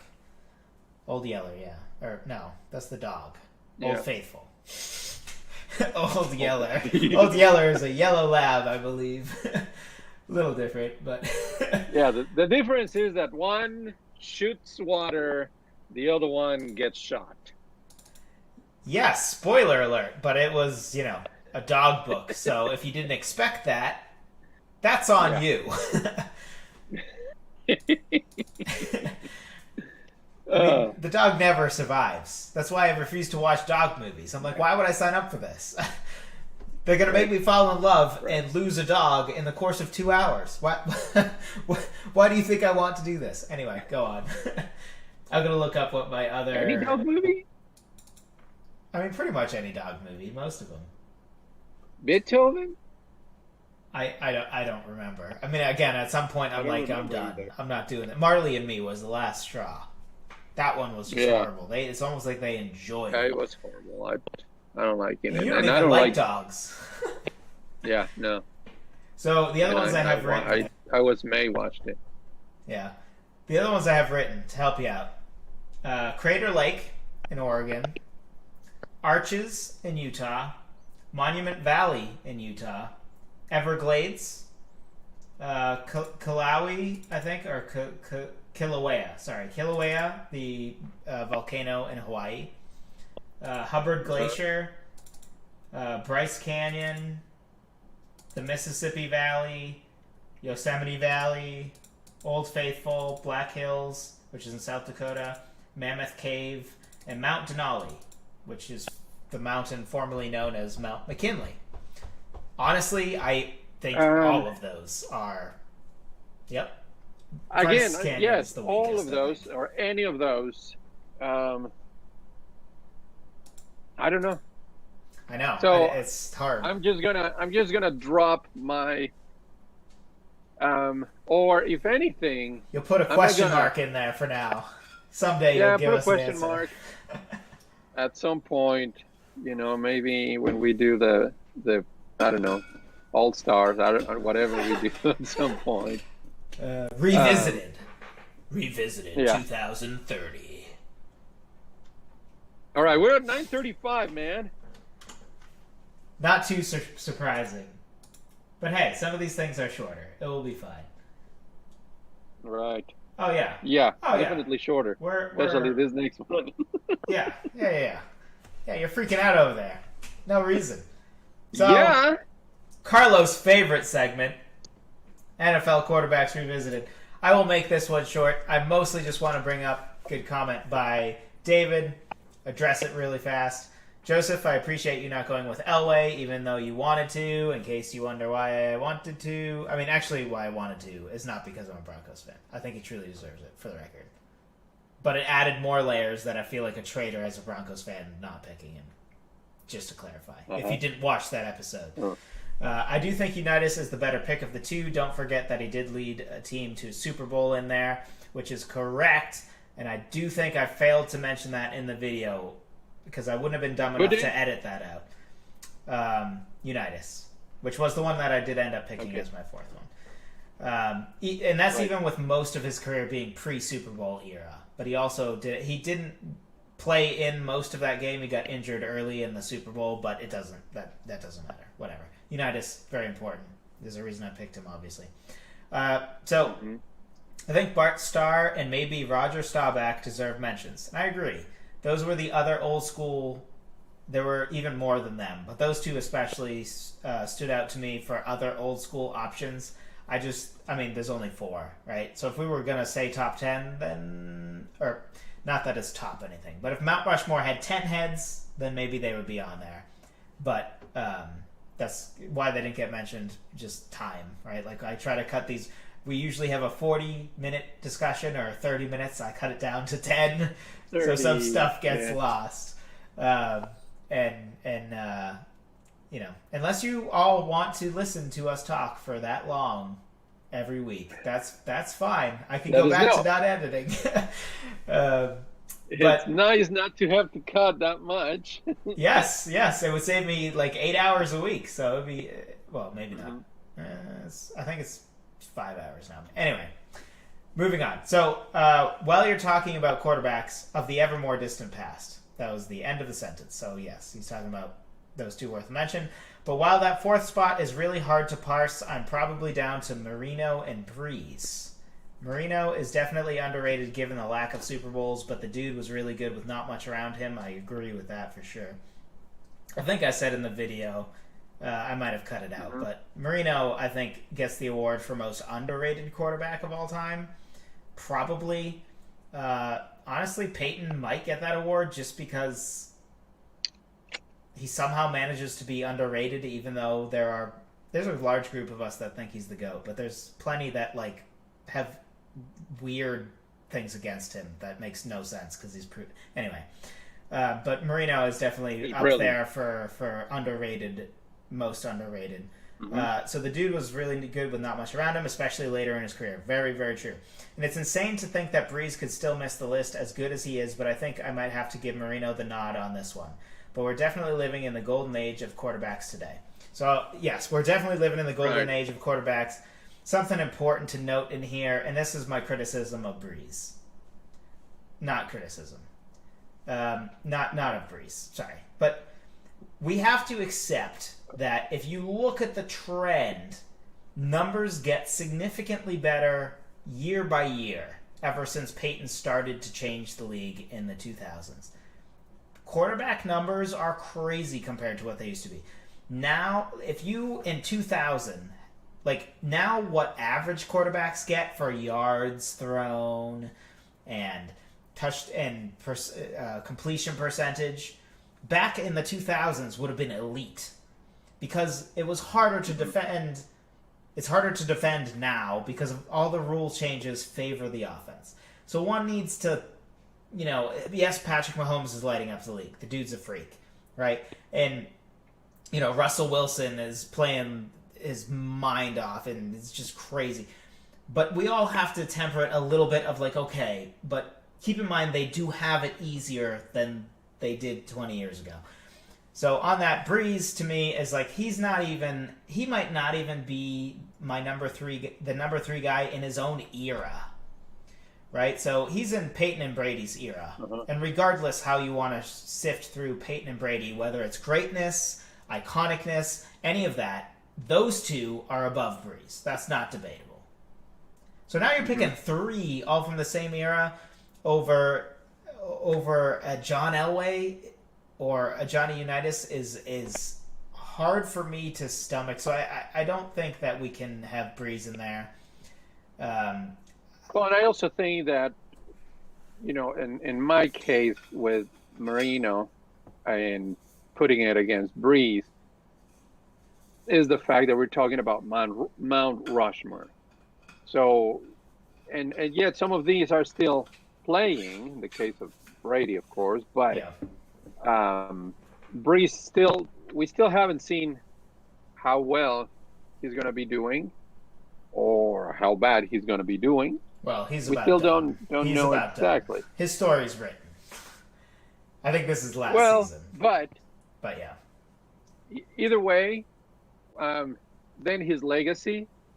So I think that's why in this case, even though kind of like the whole Netflix thing that it's been out for just this many years, I think that it has Marino in my case has more weight than a Breeze. Oh, for sure. Yeah, the more time goes on, I think the most. So I looked up lists. If you just limit it to Super Bowl era, all of the lists agree. Peyton, Brady, Joe Montana, and John Elway. Mm-hmm. Those are the unanimous agreement, basically, that I found. Anyway. Which tends to be my opinion on that as well. If you don't include the Super Bowl era, though, Unitas rises really fast. Boomer Esiason, his Mount Rushmore, he cheated. He put 5. He added Unitas, but he had those 4. So the more time goes on, the more I feel it's a toss-up. I think the real answer is there are 5. Maybe 6 with Marino. We can't do that because that's not how Mount Rushmore works. But it does feel to me that there's those 5 that are really there. And Marino's right on that doorstep for sure, in my mind. But man, it's hard to choose because it's one of these that it just feels wrong to only have 4. And we're never going to avoid that. So, that's quarterbacks. Now we get to move on to something Carlo doesn't hate. How big of a snub was Pikachu? Now, this is in reference to Pikachu on Nintendo characters, because neither of us had Pikachu on Nintendo characters. I think Carlo brought up a good point on this that I might have cut out of the video. Do you remember what it was? I remember what it was. A refresher. I thought it was a good analogy for what. Star Wars and Disney. Okay. Like Darth Vader. Yeah, the fact that he was adopted, that it's not that you don't think of Pikachu as a Nintendo character, but you think as Pikachu as a Pokemon who happens to have a video game, but it also has all of these other media that you can consume, per se, Pikachu. Just like Star Wars, you don't think of Star Wars and you think, oh, it's Disney. No, it's just Star Wars. I mean, if anything, you think Lucasfilm.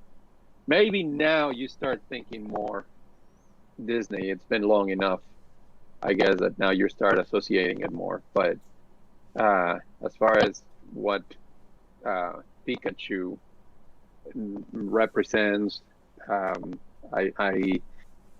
don't go directly to Nintendo or as a Nintendo character. It's its own thing.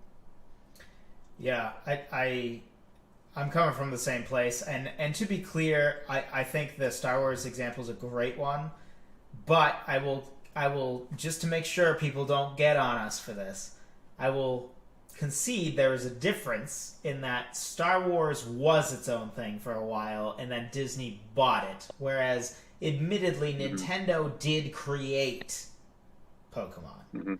So it is truly a Nintendo thing. But the question is, do you associate it with that? It's funny how it worked out. Yeah, because like you said, the anime, right? The card game, and those don't have Nintendo printed on it. You don't think of that. Like, it's just Nintendo happened. I don't even know. Maybe Nintendo outsources some of that stuff because Nintendo doesn't write the Pokemon cartoon. So I don't know how that works. Because there's no way you think of Super Mario and you don't think of Nintendo. Yeah. I mean, that's the face of Nintendo. For sure. And same with Zelda and Link and Samus and Donkey Kong. Like, those are all just, like, Nintendo. Yeah. And Pokemon to me is, or Pikachu is Pokemon, Nintendo. Right? Like, it's 2 steps away. 2 steps to it. Yeah, and it's sort of like, we talk about this with the animal thing a lot. It's not the most iconic animal in Asia.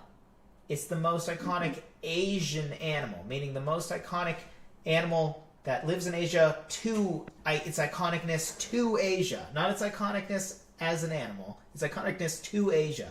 Similarly, with this discussion, it's not the most iconic characters that happen to be owned by Nintendo, say Sonic, which I believe now is either owned or rented, because Nintendo can use it now, even though it was originally a Sega thing. So even if they did own it, right? Like, I think we would both agree, but it's a Sega thing, even if technically Nintendo owns it. But I think Sega when I think Sonic. Similarly, I think Pokemon when I think Pikachu, and I understand it's Nintendo, just like I understand that technically Princess Leia is a Disney princess. I guess. But she's not, though. Like, it's clearly, like, a Disney princess is a clearly separate thing. It's a reference to a certain type of movie, and it's almost always a cartoon, and they all have similarities. And Leia is radically different from what brings all the other Disney princesses together. In the same way that Pikachu and Pokemon are kind of its own thing within the Nintendo bubble. And she could, well, I don't know at this point, but I think a lot of people hoped when Star Wars was first bought by Disney that they would incorporate her into all of their gamut of princesses. And it was kind of like a neat idea, but then you think, no, it is just leave her like that. And I think that they did. I don't know if in the parades that they would have Star Wars coming in. I haven't been since they bought Star Wars to see how they're managing that. But I think even though I don't think that they are matches. Yeah. Because it's a complete different thing. Yeah. And again, to be fair, I will concede that Princess Leia to Disney is a little more separate than Pikachu to Nintendo, in that Pikachu, for example, has been a mainstay in Super Smash Brothers, which is very Nintendo since day one.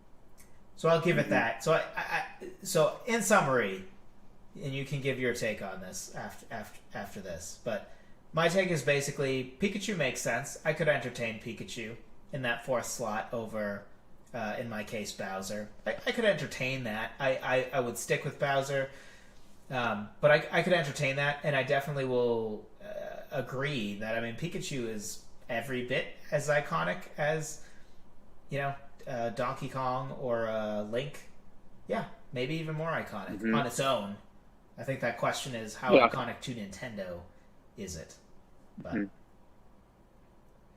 I like your picks.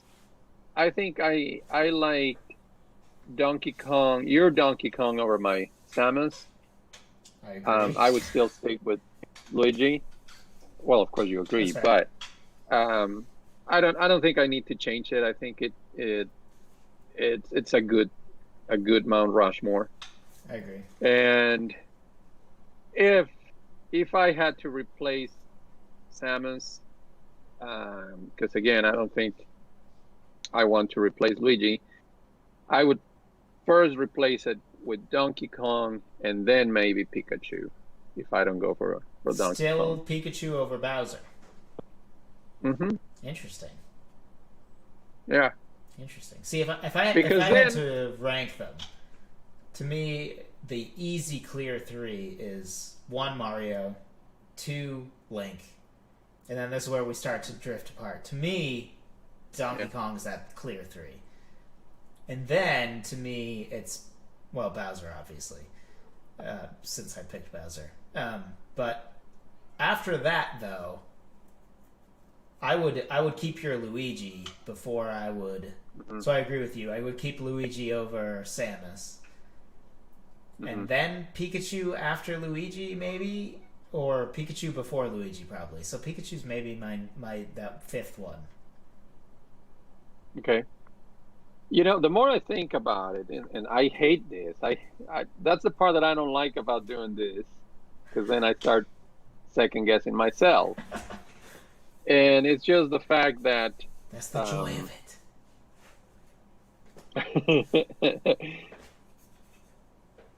When I heard, and I knew that I was snubbing Donkey Kong, but that's where Super Mario came from. So I don't know. I'll still keep it the same, but I have doubts about not having Donkey Kong. For sure. Yes. I think we're going to revisit that one in a bit, but that was one of the more questionable picks of the season, I think. Or snubs, I guess, of the season. So this is all off of David pointing out, again, our most valuable commenter. Shout out again to David. That he, before he watched, he thought about it, which I like that. That's cool. I like to hear that. He picked Mario, Link, DK, and Pikachu, which I think is, again, very valid. I could absolutely see that list. After watching, though, I could see an argument for either Bowser or Samus to replace Pikachu, but I really can't argue with either list. Yeah, I'm tracking right there with him, although I would put Luigi above Samus personally, so I guess I would change mine to I could see the argument for either Bowser or Luigi to replace Pikachu, for me at least. But overall, I definitely agree with this. It's good stuff. Thanks, David. Good stuff. A great commenter. So now this is the portion we're done. Sort of diving into specific things and comments, opening it up because there's some themes that we notice, or I notice, or Carlo notices that start to come up. And this is a theme that I saw come up, and this is based off of 2 different things: a side discussion about Greninja, and also the Golden Retriever. And they're both related because they both relate to the issue of how do we balance all time versus current. And I understand this is not always simple. It's hard to remove yourself from current, right? Like to you, right? Or maybe not to you, but to people overall right now, Taylor Swift's the biggest pop star in history, right? But, well, of course you think that because she's the biggest right now. So... and it's hard to remove yourself. She's the worst. Anyway, I already had an anti-Taylor Swift rant today. I don't want to make it 2. So I mean, I do want to make it 2. To be clear, I don't think she's the worst. I don't think that she deserves a most off. Oh yeah, no, she's not the worst. Yeah. The reason I just no, you're trying to get me going. It's not going to work. So, So how do we balance all time versus current? And I find, personally, that most people lean... There is a balance here, but I think people lean way too heavily towards current. Now, in the case of dogs, I think it's easy. I understand how the last 4 years would overwhelmingly... Like, I wouldn't expect somebody to be able to intuit, to... use intuition to know what breed was the most popular before they were born, even if it was for 100 years before they were born. I understand that, right? Like, that's where you need to understand that your perception is limited, and you can't, like, going off perception alone in a Mount Rushmore sometimes will work out, but a lot of times it won't. So all-time versus current. Yeah, you need to research then in that case. Well. Yeah. So this goes to something I sort of mentioned earlier. Intuition for some things is more reliable than others. Netflix originals is the perfect example of where intuition can get you very far, because they've only existed since 2013. So even if you're a 14-year-old, you've been alive and not a baby for the entirety of Netflix original history. So that's one level that you have been alive for the entire historical experience of this thing. Unlike, say, dog breeds. And you can say Mount Rushmore of TikToks, for example. So exactly. Also, another reason that I think it can be intuited is the internet working as this great equalizer, right? The internet is not really going to do a good job equalizing, we'll use dogs again, the idea of what dog is most popular, right? Most of your dog intuition experience is probably going to come from the people you know, right? Like if you knew a lot of people, like for example, Shetland sheepdogs. I was afraid of, sometimes called Shelties. I was afraid of dogs as a kid. I think because I got like attacked by a dog as a small child. But we still can't figure out why. But as a small child, I was afraid of dogs. And I learned to not be afraid of dogs through Shelties. My best friend, when I was in elementary school, he had 2 Shelties. And I love those dogs. At first, I was still tentative, but I learned to be like, oh, this is awesome. Okay, I like dogs now. So to me, because my exposure to dogs was basically some nebulous bad experience when I was a kid, but then Shelties, like that was... So I've like seen 2 Shelties in my life since. Like, they are so much more rare of a breed than I thought they were. Like, legitimately, I can't remember the last time I saw a Sheltie. So, that's an example of, like, you know, based on who you know, your perception is going to be wildly different than what may be true. Now, you may get lucky, and everybody you know has a lab or a beagle, and then you can intuit 2 that are absolutely correct. I also think that you can mostly intuit at least probably those 2. Most clear ones on the Mount Rushmore, probably the German Shepherd. But it's just severely limited to your experience. And in fact, I think in the Snubs video or some video, I addressed the Corgi directly. Because there's some people out there obsessed with the Corgi because it's a meme thing, right? And that's where the internet's actually misleading. Because at the end of the day, how popular a dog is not... Dog pictures it's just for one dog. Different. For one meme. Yeah. Yeah, so it would be easy to perceive it as very popular, even though it's never been in the top 10. If I were to guess, it's probably never even been in the top 20. So that's a case, right, where not only is the internet not going to help you as far as you know, as like Netflix, right? You're just going to get a better sense of what's popular, partially based on when you go on Netflix and it's pitching to you for 10 weeks, watch Stranger Things, number 1 in America this week, number 1 in America. At some point, you just kind of realize, oh, because they didn't tailor that to you. That's the general, like, yes, there's some stuff tailored to you, obviously, but that top part is usually not. That's just what Netflix is pitching. They want to make sure that everybody gets on it. Yeah, so if you see that Stranger Things is pitched over and over and over again, that gives you a sense of how important that is compared to that random comedy show that you might watch on there that, like, got one morning once, right? You're like, oh, that's the show I watch. It happens to be in the headline. So, so the real thing here with the all-time versus current is you just have to understand that current is very limited. And to the Greninja thing, somebody pointed out, which this is true, Pokemon put out a poll in 2020 for most popular Pokemon. Greninja won. It even won fairly handily. But Pokemon has existed since 1996, which means we have 24 years of Pokemon history to account for in our Mount Rushmore. It's very possible that Greninja is the Pokemon flavor of the month when that poll was taken, which I'm not arguing for the record. I'm just making a point of, like, it's possible, right? Let's even say that Pokemon has existed for 7 years. It was created in 2013. 7 out of 26 though that's a little over a quarter of the entirety of Pokemon history. So, and the other thing is that's one study, right? I found other studies in 2020 where it didn't even make the top 25. Charizard won. Shocker, because Charizard wins 90% of those. So the danger is, like, there's several dangers in here, but it's so easy to be so biased towards whatever is the flavor of the month right now and whatever is top of the game right now. You have to ask yourself, how relevant is that to the history of the thing we're discussing, though? Netflix originals, it might be very significant. We only have 7 years of history. So Stranger Things being a big deal for 4 years now? Okay, now we're talking 4 out of 7. That's a pretty good fraction. But 4 out of 26, not so great. 4 out of 120, really bad. Like, worthless, basically. Right, and you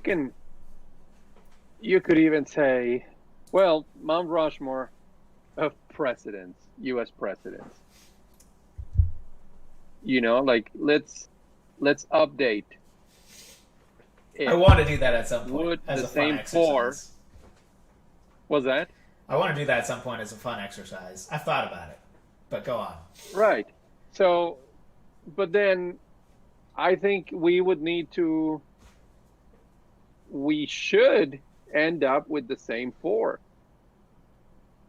You know, and you would argue, well, how about, what about Obama? No. And it's like, what about him? You know, yeah, he was, or he is the first African-American president, and it's just a really big deal. But, you know, I think that alone is basically the result of years and years of the country growing and maturing, and that we would not have come to that if we didn't have the presidents that we had before. Yeah, he's more significant for what he indicated than what he did or was, right? Like, the indication of, like, our country is more than willing to elect somebody outside of the tiny little white old guy, right? That was significant. His actual presidency, though, is what would be at stake for the Mount Rushmore.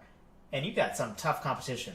Something I'd add to that before you go on is I would venture to say one cannot select a president that is within the last 20, 25 years. And here's why. Everybody, the recency, right? Because right now, there's half of the country that thinks Trump is the greatest ever, and half that thinks he's the worst. 5 years ago, half the country thought Obama was the best, and half of them thought he was the Antichrist, right? Like, very divisive. Over time, though, right? Or Bush. I even remember when Bush was very divisive. Now, he's really not that divisive. I think most of us agree, regardless of your politics, that overall, he was a president. He didn't really do anything great, per se. He didn't do anything really bad, per se. Like, he's just somebody that will be a footnote in history. And I think Obama will be the same thing. Right. And I honestly think Trump will end up being the same thing. I know he says outrageous, whatever. History won't remember that. History won't care. History will care about what he did with the taxes, all that kind of stuff. What he said to some random reporter, history won't care about. You do, though, because you're living in the moment in the internet age where everything seems like a big deal to you. So because of that, like, I think Reagan is probably the last president where we can get a mostly fair gauge on how important they really were Mount Rushmore-wise. And even then, maybe we got to go all the way back to JFK when it comes to, like, at this point he is history, right? Nobody is biased towards JFK or against him based on how much they liked him in the media at the time, right? Because most of those people are probably dead. Not that those people need to be dead to address the Mount Rushmore, but... Right. Yeah.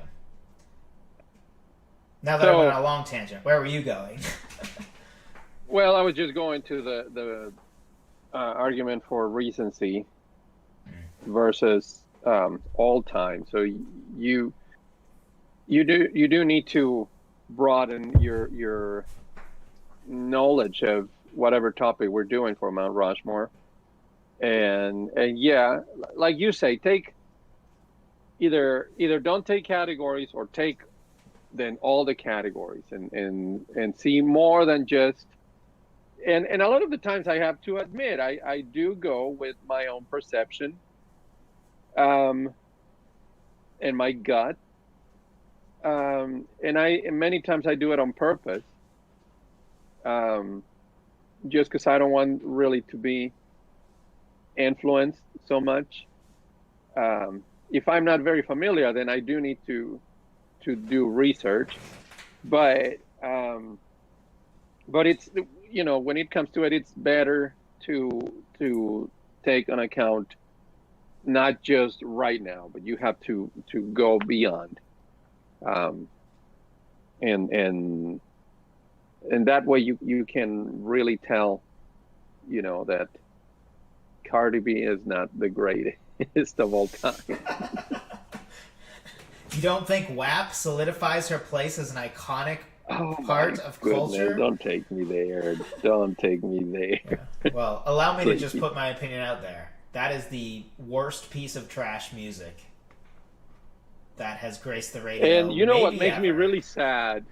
And it's not comedy. If it was comedy, I would say, oh, okay. But it actually is meant to be taken seriously. Oh, no.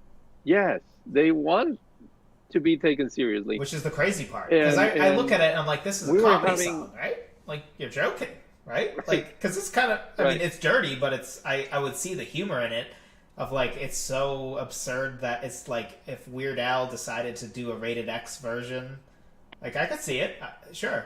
Maybe not my cup of tea, but I could see it. But no, they're like, no, this is a serious song. This is important to people everywhere. It feels like it should be that. Yeah. That it should be satire and comedy, but man, no. Yeah. And then, my kids were asking me, well, you're always saying, and I hate that, but that older music is better. And in my case, when I say older music, it's not just the music from when I was a teenager. I mean, I'm talking about the music, like I like a lot of 60s music. I wasn't even born there. And I like a lot of music. I like classical music. And I think that there is never, ever going to be anything that can up rank or go be better than what classical music is, and that's why it's called classical music to begin with. But it does seem that right now they're not even putting any thought in it. It's just like get the beat, get the bass, and do nasty lyrics in the song. And what makes me so sad is that in one part, there are many artists out there that are right now doing amazing things, really good quality things, and that can be pop, but they are not as recognized just because they don't have the production or the studio or I don't know what it is that they need to have. And the number one song in the country is really a piece of trash. Morally, musically, literally in every sense, it is a piece of trash. Yes.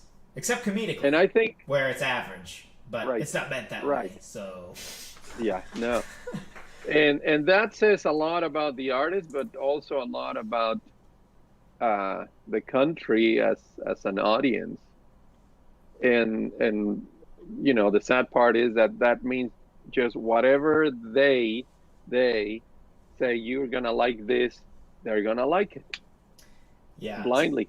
Which I think, so if anybody ever watches this, that is from my Songwriter Theory audience, they're going to recognize this, but pop music is fast food, right? It's for the lowest common denominator. It's for, you're busy, you're going down the highway, you just want food fast. You see a couple random restaurants you're in a city that you're not used to, so you don't know the local places, but McDonald's has a McChicken, and they have pretty good fries, so you go to McDonald's, and that's what pop music is. It's not like the whole music awards pretending like it's the best album. Like, no, it's not. It's the most commercially accessible album. That's like giving the best burger award to a Big Mac, which a Big Mac can be enjoyable, but it's not a quality burger. It's not good. It might be enjoyable, but it might be good to your taste. Your taste buds might enjoy it, but it's not a quality artistic burger. Not that you need a burger to be artistic, in the same way that music is not. And the other thing, but there are some out there. Yeah, and the other thing in defense, because the only part of what you said that I have some hesitance with is I think that you know this, but sometimes I think people. I would say what is on popular radio and what is fed to us was much better before than it is now. That does not mean that music overall is that way, though, because right now, sort of to what you implied in there, there's plenty of good artists out there. There's plenty of good music being made. That's not what's being fed to us, though. It used to be that what the singer-songwriters were making that were meaningful music and had interesting chord progressions and interesting melodies and was well thought out stuff. That's what radio fed us.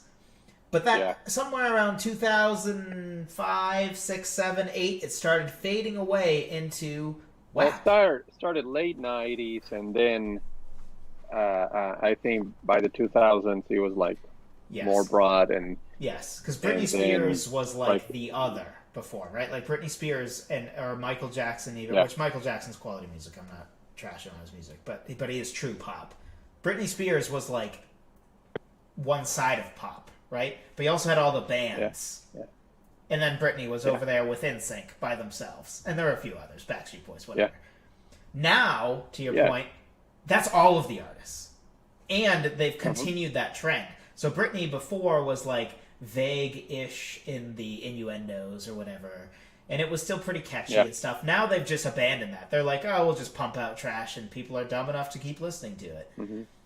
Which is the sad part. And we are. Well, I'm not, but a lot of people are. I yes. was. Right. Yeah, I know. Something somebody brought up on this, actually, that sort of brightened my view on this as well, that I agree with. A part of it, too, is radio used to be what everyone listened to.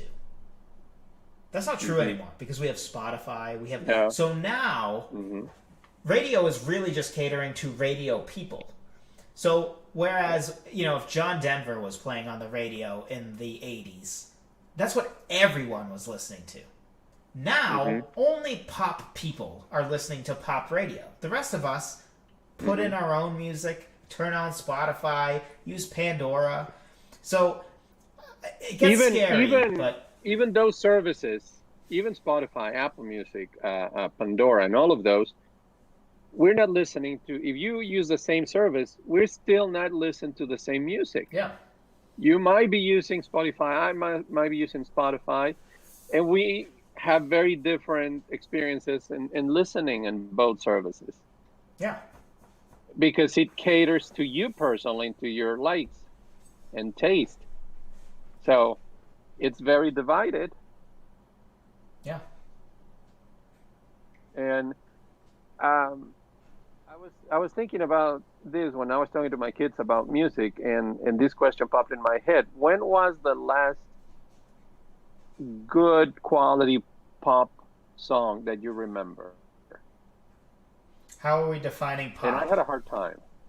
Are we defining pop as popular on the radio or pop style song? Popular on the radio, chart, top of the charts, maybe award winners. The ones that everybody listens to. Honestly, I would actually say probably about now. I actually highly respect Louis Capaldi. That's pretty quality. Oh, I heard of him. I haven't heard him, but I've heard. Why was I hearing the other day? But here's the reason that I clarified with you, though. I am tentative to call him pop. In my mind, he is a singer-songwriter who currently is on pop radio, which is also what I would have considered. This is what, what's his name? The British guy, that Ed Sheeran. Ed Sheeran used to be a songwriter, singer-songwriter who got on pop radio. Now he's a pop artist because all of his songs are produced, and you can hear the guitar somewhere in there, but you can tell it's a pop song he wrote with a bunch of producers. Not that you can anymore. tell it's not the same. Which, for the record, I never really liked Ed Sheeran, but I at least admit before he was more of a singer-songwriter that made it on the radio. Louis Capaldi is that right now. I think. had some things I liked. Yeah, I mean, he's fine. Just a little.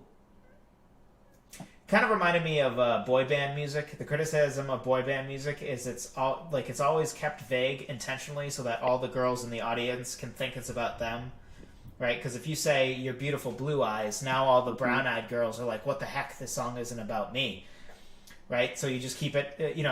You don't know you're beautiful. I won't tell you how you're beautiful, what your nose is shaped like, or anything, because I want every girl in the audience to be like, "Oh, yay!" Right? Like, that's literally what it's produced for, right? Why it is that there isn't the equivalent for guys, I don't really know. I guess guys, I don't know. Do we crush on different people? Because I think we crush on actresses more than we do, but whatever, doesn't matter. Point is, that Ed Sheeran to me was a little bit that. Like, all of his stuff is like, oh, come on, man. This is just... There are a bunch of good love songs you can write out there that takes a different angle on the same thing. Because a lot of creativity, right, is... We're all saying the same stuff. It's finding the different angle that hasn't really been explored that makes it interesting. And again, if anybody's watched this from Songwriting Theory, I've talked about this, where, like, there's nothing interesting about a love story or a breakup song in and of itself. Where it gets interesting is the unique part of the breakup you're in. Maybe you're in the part where, are you in the angry stage? That one's been done a lot, right? Maybe you're in this weird stage of they haven't broken up with you yet, but you know it's coming. That's been explored a little less. Maybe one song I have that I use as an example, I have a song where actually the villain of the song is not the girl, and I'm not even really in it. The main character, the protagonist of the song, is the girl that broke up with me in the song, which is very unconventional, right? That doesn't happen. It's either you're the bad guy and they're the good guy, or vice versa, right? So it's those different angles that helps keep things different. And to me, Ed Sheeran and a lot of pop music like that, it's the same old, I love you, come be with me. Like, that's old. Say it in a different way, at least. Right, I told you about that book I was reading where I can't remember the name of the song that they were that this guy was talking about, but it was a song that the whole song was about a quarterback trying to throw the ball, and those 5 seconds where he is thinking what type of throw he's going to do, who's going to throw it to, and just trying to figure it out, and all the things that are lying on that moment.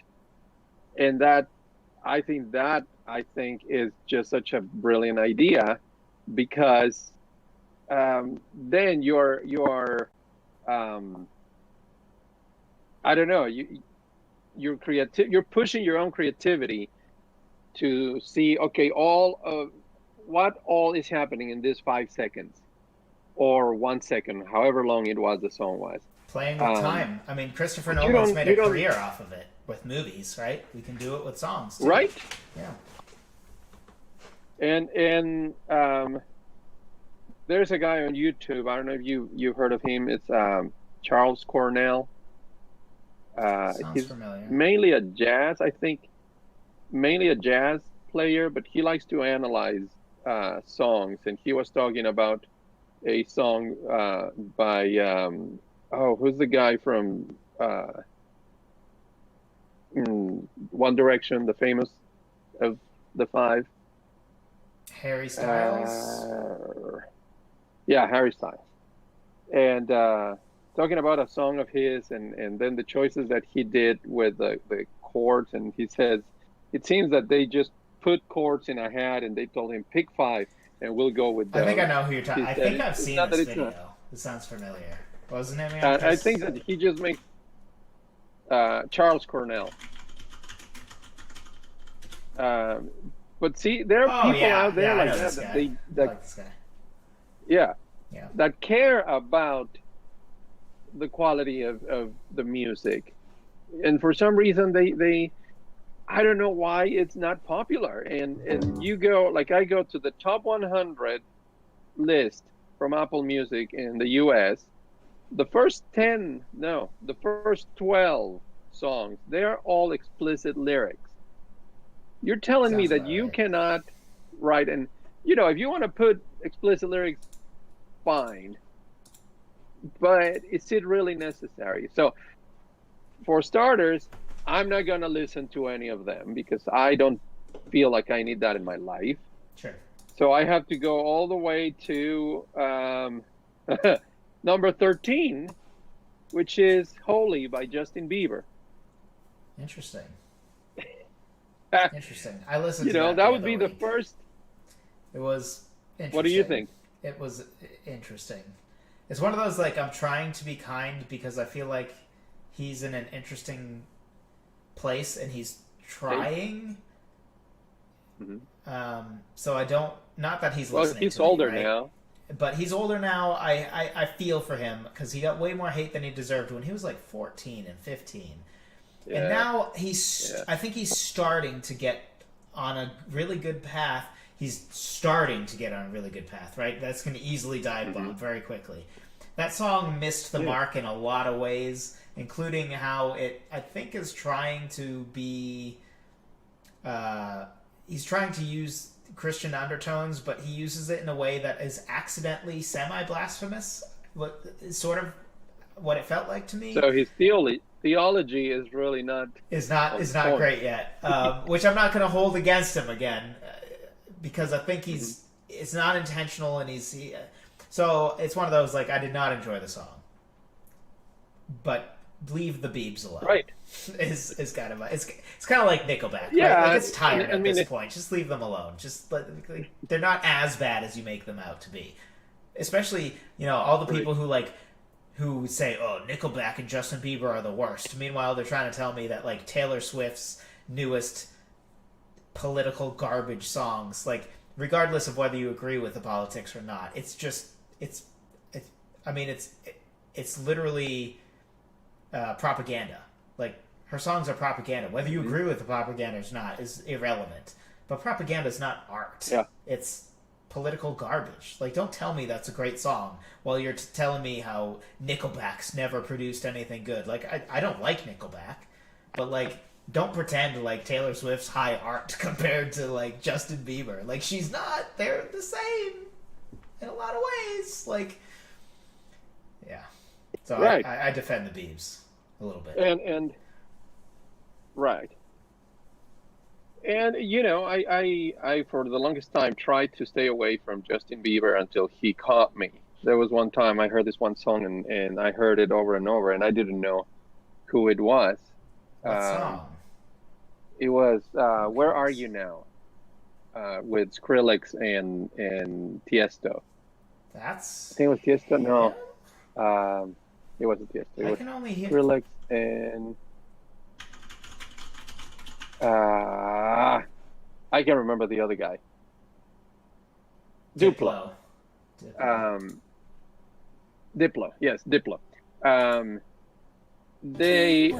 So I found the song very interesting because he was so different from anything that was out there at the time. And then I realized he was Justin Bieber, and I was like, no. Also, every song But- in the last 5 years has copied this song. Not every song, but it's. Yeah, quickly and beat it to I think crap. that it was a good song because it started something new out there. The sounds that they used and the beats, it's very The very post different chorus, that's a synth, for what it was out there at the time. which is now beaten to crap. Yeah, the dolphin sound Oh, everywhere. Yep. It's like, oh man, it's kind of like the drop. It was so cool when it first came out, but then now it's like, oh, there's the drop again, and there's the drop again. And yeah, it's cool, but So can now we that we've come up gotten with onto something? music, which is totally a part of the plan. Um, Of course. yeah, because we've had one musical, Mount Rushmore, in season 1. Totally relevant. We did it?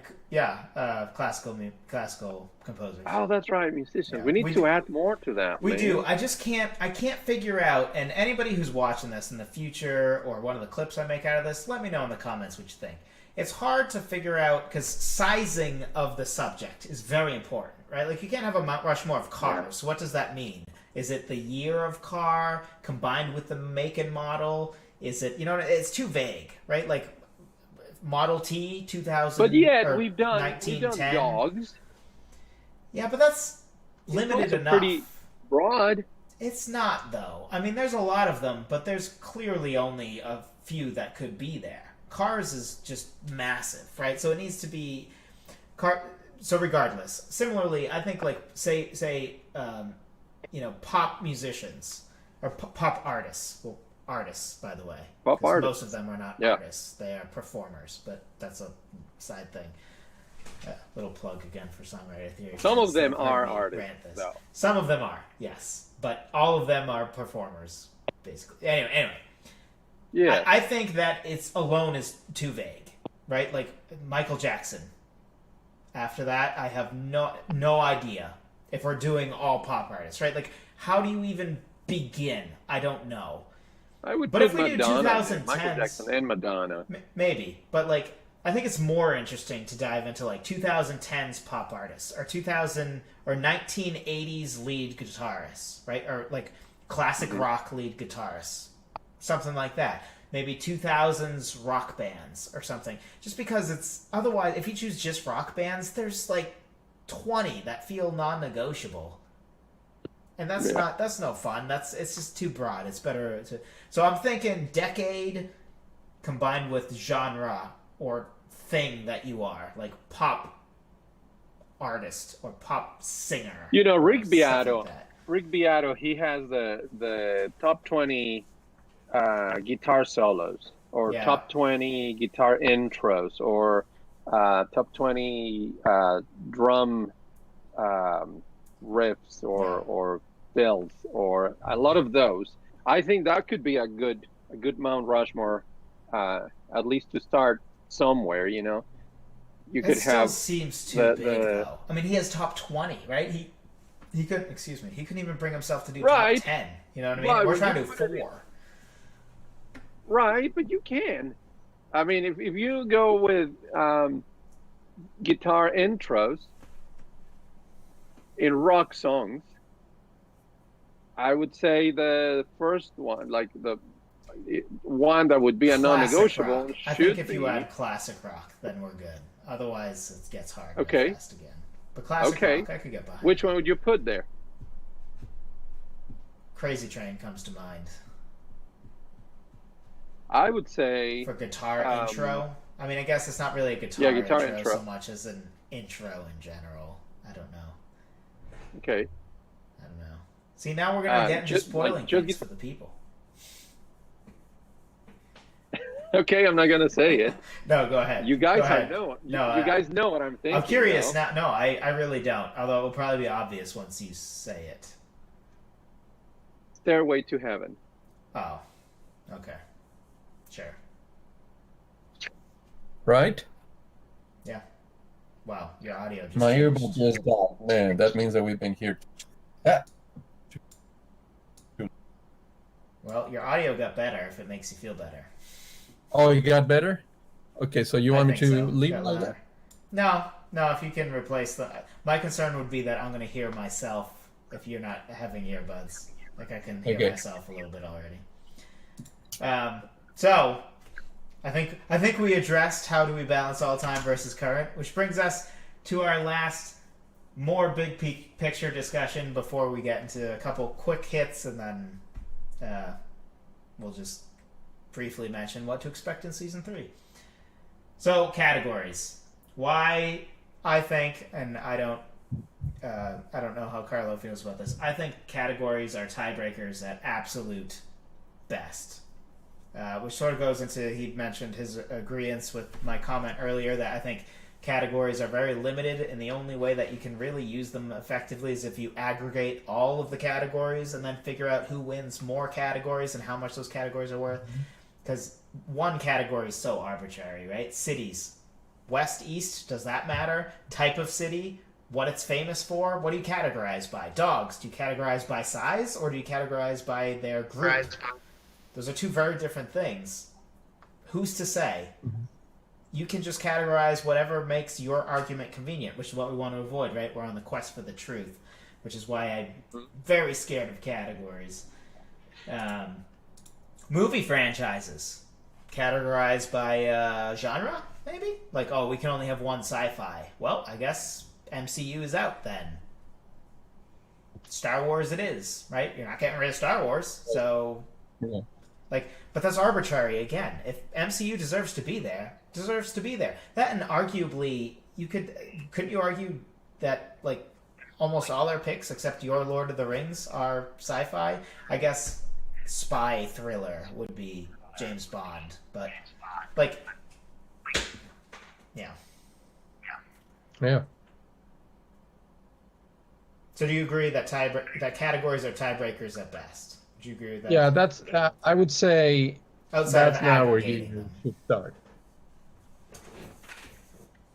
Yeah, don't start there. Use it, but carefully.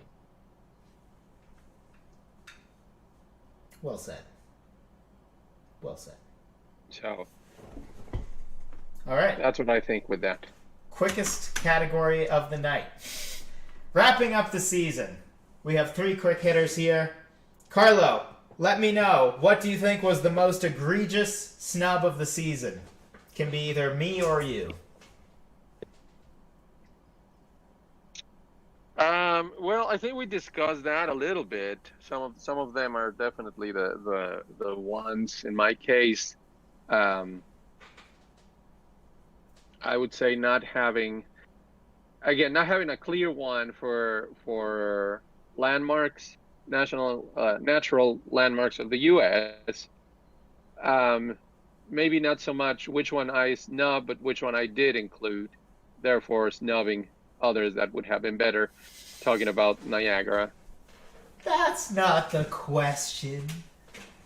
I agree with you. I just don't think... Here you go with your technicality. Well, I mean, most egregious snub, what this is targeting is the thing that one of us didn't have on the list that you can name that is ridiculous it was not on the list, or is most ridiculous. For example, I'll give you what I think it is. I thought there were only 2 that I would qualify as egregious snubs. Charizard for Pokemon from you, leaving off Charizard, I thought was egregious, or at least borderline egregious. But the number 1 egregious snub of the season, in my mind, was you not having Donkey Kong for Nintendo characters. I thought that was the big one. I was gonna go there next. Like I said, I see the argument. I agree that I should have had it, but I still stick with. Yeah, you can stick with something and still call it an egregious snub. Like, if I had to pick my own most egregious snub, I might pick the elephant, even though I stand by not picking the elephant. It's... I don't really know what my most egregious snub is. When I looked, I didn't... That was probably one of the ones that I thought could be considered that. But yeah,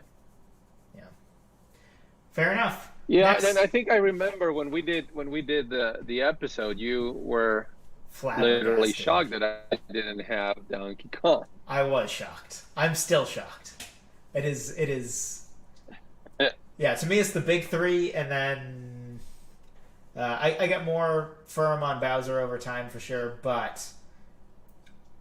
To me, it's one of those classic 3 clear, obvious non-negotiables, and then 1 that have like 3 or 4 fighting over the slot. Which we say that's the classic Mount Rushmore, but we have no data to back that up. I could look, but I guess the data that backs that up is the fact that we, by a wide margin, 65% all time, agree on 3 out of 4, which is fairly significant. So we have our own data right there. Yes. Darkest horse. What does this mean? This means the pick. So this is kind of the opposite. The thing that was picked that is most shocking that it was in the Mount Rushmore. Do you have one?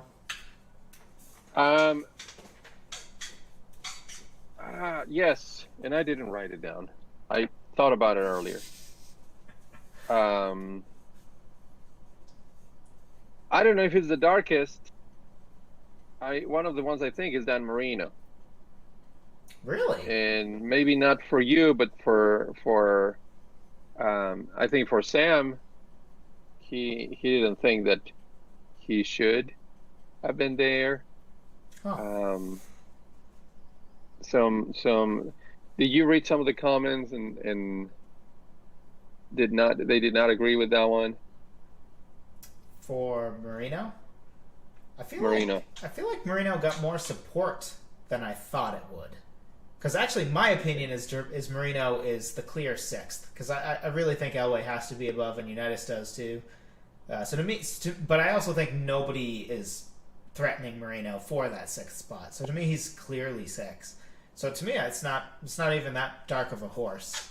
Because his separation's not that big. It's not a huge gap to me. So and if anything, people were pretty supportive of your Marino thing. I think, from what I remember. Okay. But I also a lot of people agree with me too. In general, I just I do think the darkest horse was during that video though. I just don't think it was yours. So if we count was it Breeze? No, if we count it, Sam's Michael Vick is easily the darkest horse. Oh yes, Michael Big, yes. It's the only one in Mount Rushmore history. Surprised. Yeah, it's the only one in Mount Rushmore history that I would say, again, we don't rank, it's not top anything. But if we did try to put a number to it, I don't think Michael Vick cracks the top 50. And I don't think we've had any said before that aren't at least top 10. I feel like the biggest surprise you've ever hit me with, I thought, oh, that's like 8. And I think I remember you saying to me for one of the ones that you hated that I picked. I don't remember what it was, but there's one you hated my pick, and you're like, I think that's like 8 or 9. So the darkest horse in our perception of each other's is like still top 10. In this, I mean, honestly, Michael Vick. And again, this isn't greatest quarterbacks, and I understand Sam's argument, and I even thought he made a compelling argument that I don't ultimately agree with, but he came from a unique perspective that I think was interesting for changing the league that I don't disagree with at all. But it is an incredibly dark horse. Yeah. So that was my pick. For the record, I wrote 3 others. Not quite as dark a horse, but I thought My Death Valley was a fairly dark horse, just because I thought everything was a dark horse. Whatever you picked for that 4th spot was going to be a dark horse. Your Pop-Tarts Raspberry, I thought was a pretty dark horse.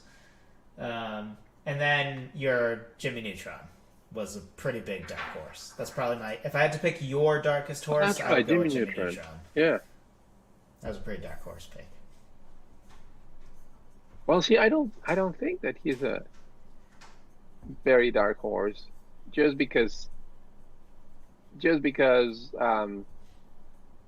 Avatar, according to the arguments that you presented, was a more clear option. I still think that it's a pretty valid, and there's a lot of following for Jimmy Neutron. That may be, but I don't think. So I guess the discussion is, where does Dark Horse begin? And I feel that Dark Horse begins when another person feels like it's clear to them that it's not even top 6 or 7. Meaning, because usually how it works is I go through stages, and the stage before my finalization process is like 7. There's 7, and there's like, 5 of them fighting over those last 2 spots, or there's 6 of them fighting over that last spot, something like that. So to me, if something didn't make the cut to that point, that's where I start to consider it a dark horse. So when I say dark horse, it's definitely not a Michael Vick style dark horse. But Jimmy Neutron is one that... Yeah, I would agree that Michael Vick was probably the biggest one. Yeah. Oh, yeah. I don't think there's any question about that. Yeah. Yeah. But then again, it's hard to pick one because by nature, like we have always talked, the Mount Rushmore, there shouldn't be dark horses. There are more in general, obvious picks than that. Yeah. Agreed. The last one. Lay it down for me, Carlo. Let me know one wrong pick. If you had to pick one where it's just wrong, that somebody picked it, what is it?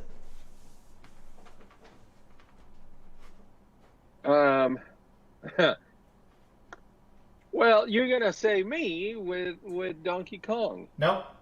Niagra. Okay, well then that one we agree on it already. Yeah. Donkey Kong, actually, I didn't even put on that list. Because that's not, Okay. it's not a wrong pick, right? A wrong pick is something you did pick that is incorrect to be on there. It's not a snub. Right? That's different. You didn't pick Donkey Kong. Yeah. And I don't think Samus was a wrong pick so much as it was wrong to not have Donkey Kong. That's different, right? Okay. Like, if you had Donkey Kong and Samus instead of Luigi and Samus, Samus would look better to me. Because I think Samus has an argument for that spot. I think Bowser and Luigi are stronger. But Samus makes sense. But picking Samus over Donkey Kong is where it starts to get egregious to me. But I don't think that Samus on its own, I don't think is a bad pick. I just don't understand how you have Samus instead of Donkey Kong. But Samus is Did fine. we have... Right. Yeah, I understand that. Makes sense. And I don't want to beat the dead horse with Niagara Falls. I already said it. And I'm just going to leave it there. Did we do cereal? We did. In this one? We did, yes. And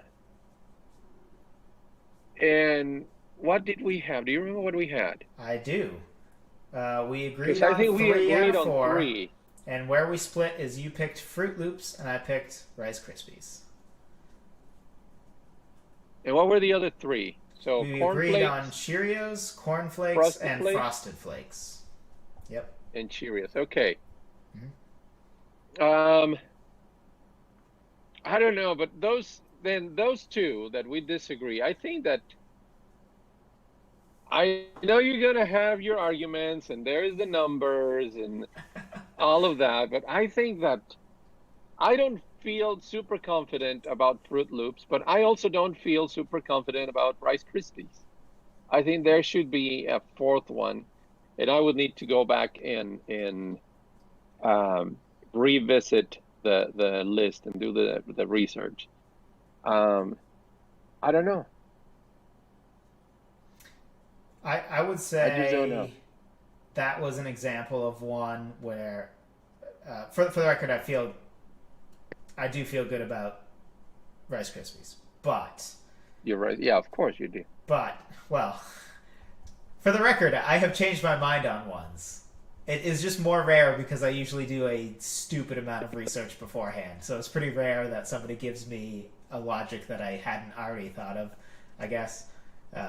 So that's the reason why it may seem like I changed my mind less. hope.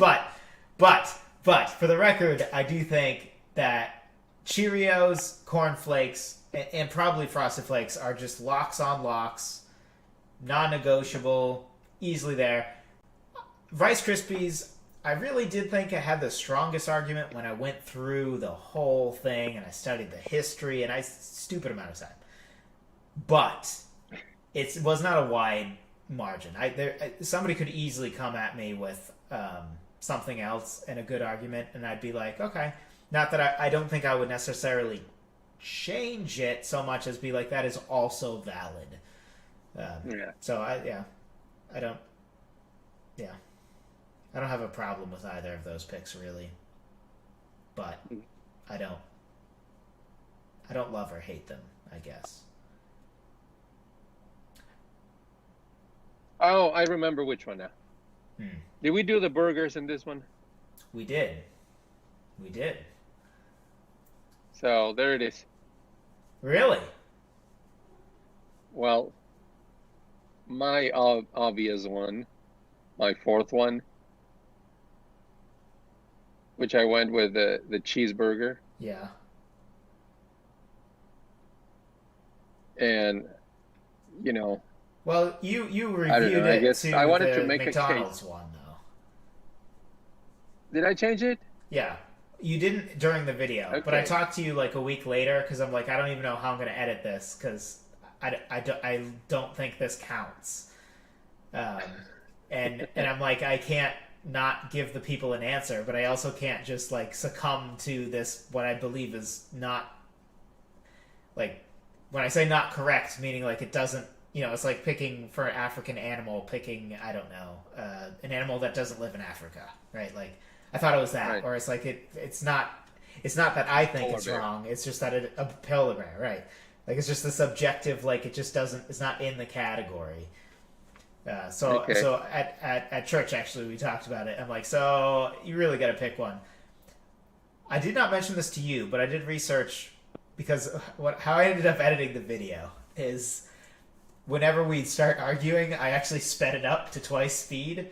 So that people could kind of hear it, and then I put like overlays of like stuff that happened. So like one, I joked about how like I definitely didn't threaten you, like I only implied bodily harm or something like I put jokes in or whatever, and had us talking in the background. But one, I actually realized cheeseburger as a name doesn't exist at Burger King, which I think I did say during the video.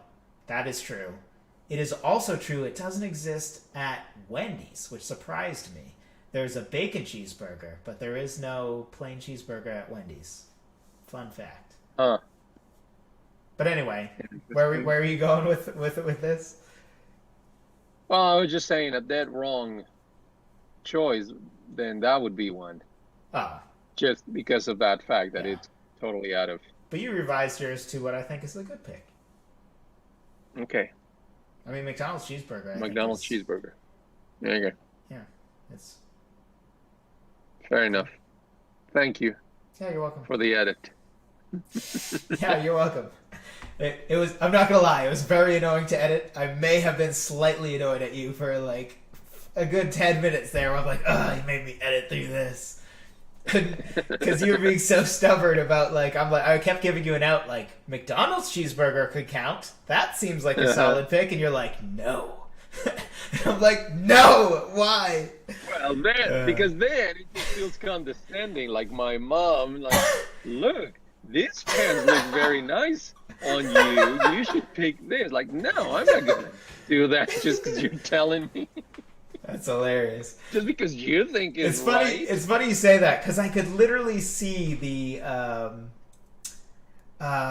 defiance almost. Like I could tell that you were disagreeing with me just because you didn't like you didn't like the position you were in, or me calling you out the way I did, or whatever it was. Not because you actually disagreed. You're just like digging your heels in for the sake of it. Like I could tell, even when editing, I'm like, this is interesting. I wonder how I even got him to this point. Because, I mean, I can see the whole thing, but I don't really know how we got here. It's very interesting.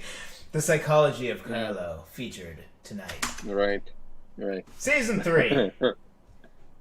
Season 3. Here's what you have to look forward to.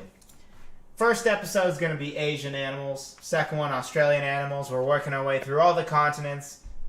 We already have those recorded. Don't worry. No spoilers. Then we're talking about fairy tales and Looney Tune characters. We're going to be talking about Pixar heroes and villains at some point in the season. Christmas hymns. Salad dressings. soundtrack composers, movie directors. We have a lot of fun stuff coming up. There you go. There's a little bit of music there. Yeah, that's true. That's true. Star Wars planets, because we didn't have a Star Wars episode last season, and it made me sad. So, gotta do some Star Wars. I'm excited for the planets, because I haven't thought about it yet, but I think it's going to end up being one of those classic, like, 3 are obvious, and man, there's 4 competing for that 4th spot or something. Haven't thought about it yet. Although, to be clear, the Death Star does not count. Let's just get that out there now. Not a planet. It's not a planet. That is no moon. That is no moon. Much less a planet. No planet Because a moon's either. not even a planet, which that's an interesting thing when it comes to some other planets in the Star Wars universe that are actually moons. But anyway, without going too What's deep... your favorite planet? The solar system. In our solar system? Yeah. From what point of view? Appearance? Or concept? Name? I don't know. When you think, oh, my favorite solar system planet. It's one of... I think it's one of 2. It's... Well... Off the top of my head, it's either Venus as the hottest planet, and crazy stuff happens there, or Saturn. Saturn looks really cool, and it's a pretty cool name. But also, I kind of, like, all the outskirt planets, like Uranus and Neptune, are pretty sweet. Like, I think it's Neptune or Uranus where it's something, or maybe it was it's a new planet they discovered somewhere else, I think, where, like, they found out that basically the way the atmosphere works, it basically rains this acid during the day, but it turns into glass or something, and then it's windstorms and it's basically glass flying at, like, shards of glass that, like, are produced via some rain-like thing, and that's, like, the winds are going, like, 500 miles, something stupid high. Like, crazy stuff that's pretty cool on other planets. But anyway, if I had to lock one in, I feel like I'd do Venus and then not feel great about it. But Venus, Saturn, any of it. Not Jupiter, not Mars, and not Mercury. I know it's not those. Wow. That's more or less what I know. So what's yours? Mine is the sun. That's not a planet. It's a star. He's just the boss of all of them, and we all are going around it. So Classic Carlo, picking something that doesn't apply to the category. My favorite planet's the moon. Oh yeah, well, mine's the sun. Big yellow one's the sun. You know, I half whether expected like you it to or go not, with nothing Pluto burns. and be like, I think Pluto's still a planet. Doesn't matter what they say. That's what I expected from you.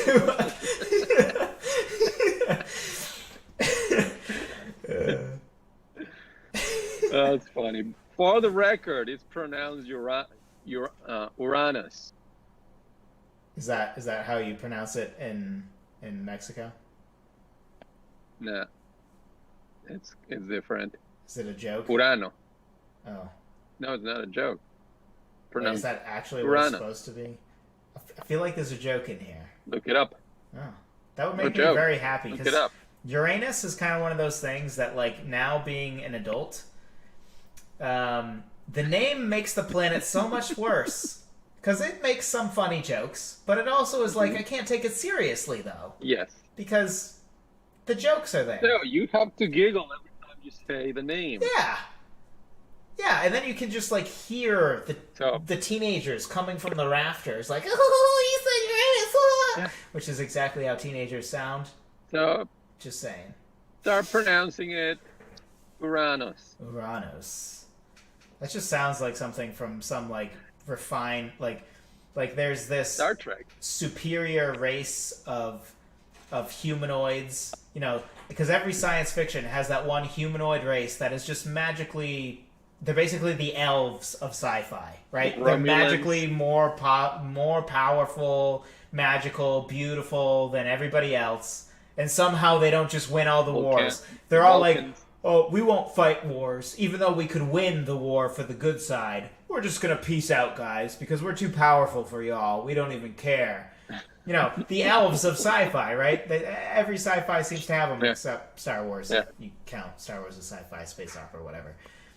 Uranus sounds like their home planet. We're from There's Nubbish. Uranus. It's so Uranus. good there. Like, we basically just eat grapes off of the vine, and the vine just like comes through our room, and it just like moves on its own and feeds me the next grape. That's what they have on Uranus. A very condescending race. Yes, yes. I'd fit in well. That's Just kidding. Kidding. All right, what else? That's all she wrote. Apparently, as they say. I don't think I've ever said that quote before in my life. So there it is. There's me saying it. You can check it off. It has been checked in the mental checklist that I keep and maintain. When are we going to go outdoors and start asking people the Mount Rushmore? What do they think? Well, probably post-COVID. Probably. Oh, that's so boring. But I do think that... I don't know. I do think it would be pretty fun. Mostly because I feel like people are used to, if somebody comes up to you with a mic, they're thinking, okay, this person is about to convert me to some philosophy, belief, political ideology, etc. Right? Or it's like a trap. Right? It's somebody trying to trap me to look stupid so they can laugh at me on Jimmy Kimmel or something. Yeah, can I ask you, tell me this, and what if I told you that I wasn't meaning this, but I was meaning this? Yeah. Hey, thanks, Sam. We're trying to do a great job. You're doing a good job too, Sam. You're just crushing it over there, doing whatever you're doing.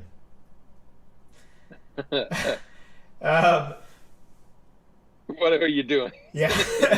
So, I do think it would be a positive experience because I feel like there would be two responses.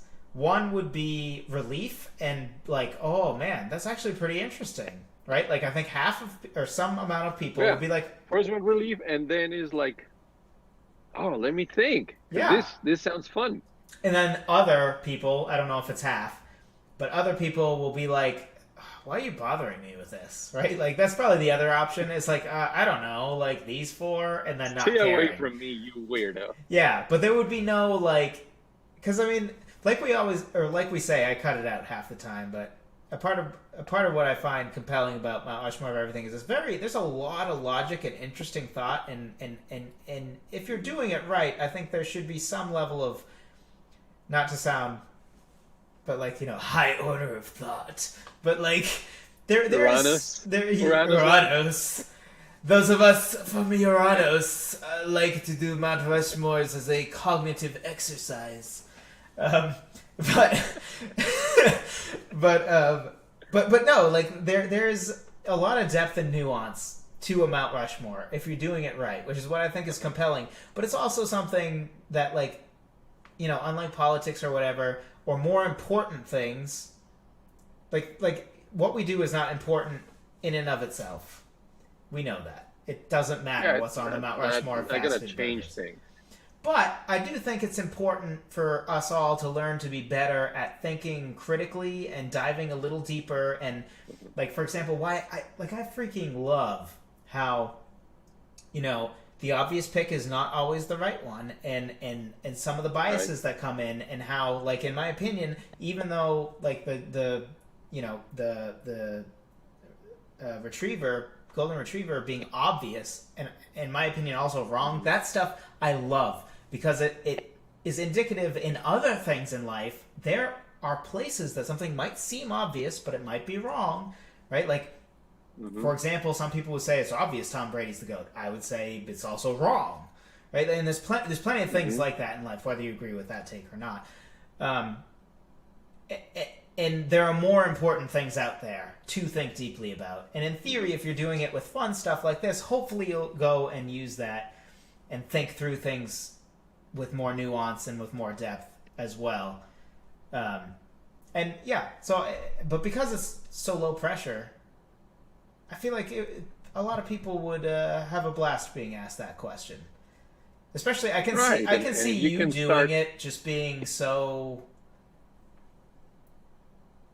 likable. Seems Blunt. like a cop out answer, but like you're just a very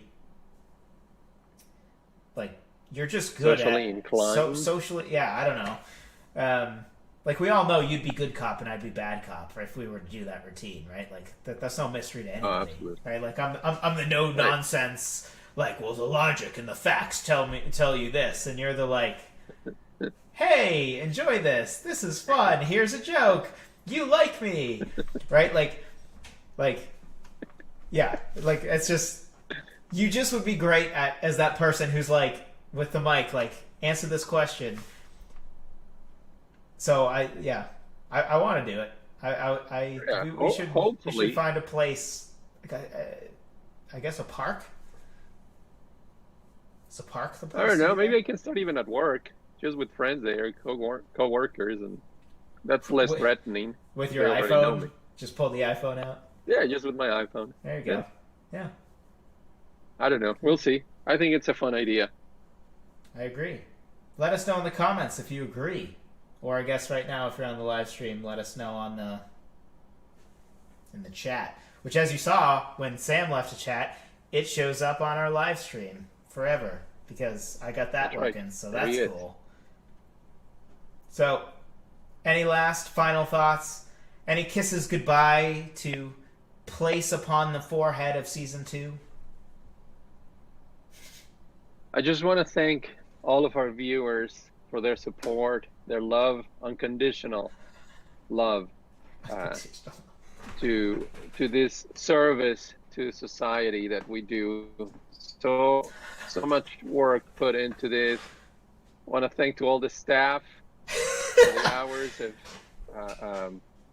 hard work that they put into the production of this wonderful and extraordinary event experience that we are able to enjoy through the medium of the YouTubes. Now just it's fun. It's a fun. I'm always nervous because there's a lot of things happening in my life, and God just put this together, and we have been doing it now for almost a year. So just thank God first for that, and then thanks to you, Joseph, for your patience also, and as we're putting this together, and to all of you guys out there watching it, the two of you, I'm not including Sam in that. Just keep sharing it, keep talking. I mean, like Joseph said, it's just for all of us to learn how to be civil and have conversations and disagree without having to fight. This is a good way to exercise that without something that is not threatening, like your politic views or your faith. Yeah. So good. Thank you. Yeah. Wow. That turns so touching at the end, which now reminds me that, you know what, this is a fitting time to give a couple of more serious tributes. So I know I mentioned this earlier, but I want to start first with the commenters.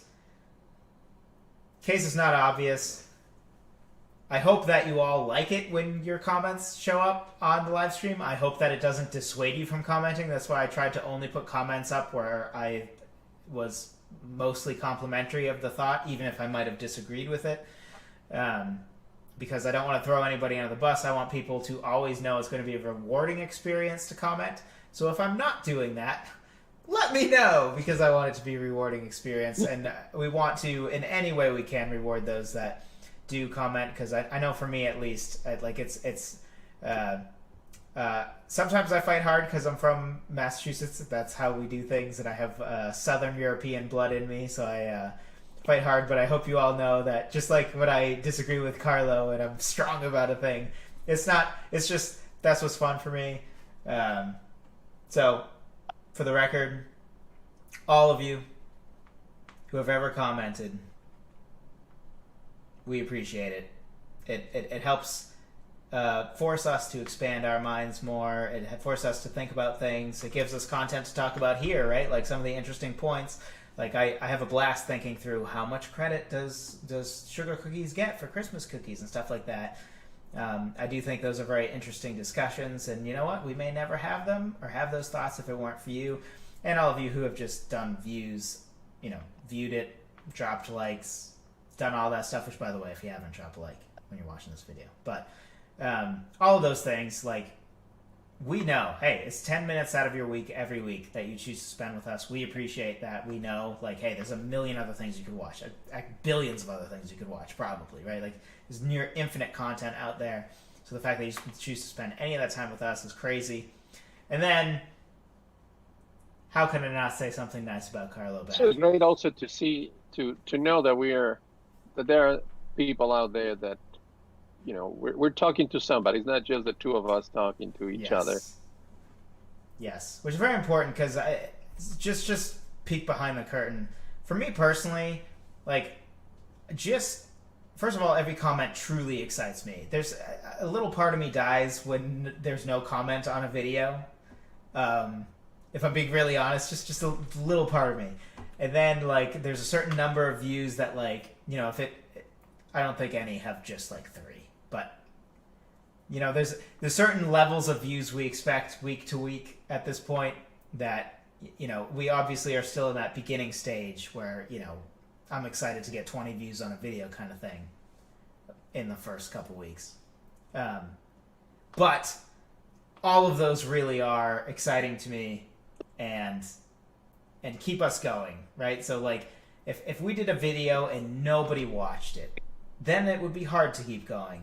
But just the, like, the 10, 15 views we get in the first couple days, the, 5 likes we get in those days out of those views, and then the 1 or 2 of you that choose to comment, like, that alone is enough that, like, makes me passionate about keep going, beyond the understanding that, hey, this stuff takes time, which we understand that too. But on that, also, little shout out to Carlo, who I have tried in the past to do things of I don't know what you would call this, of a project nature, I guess, with other people, and it almost always goes very poorly.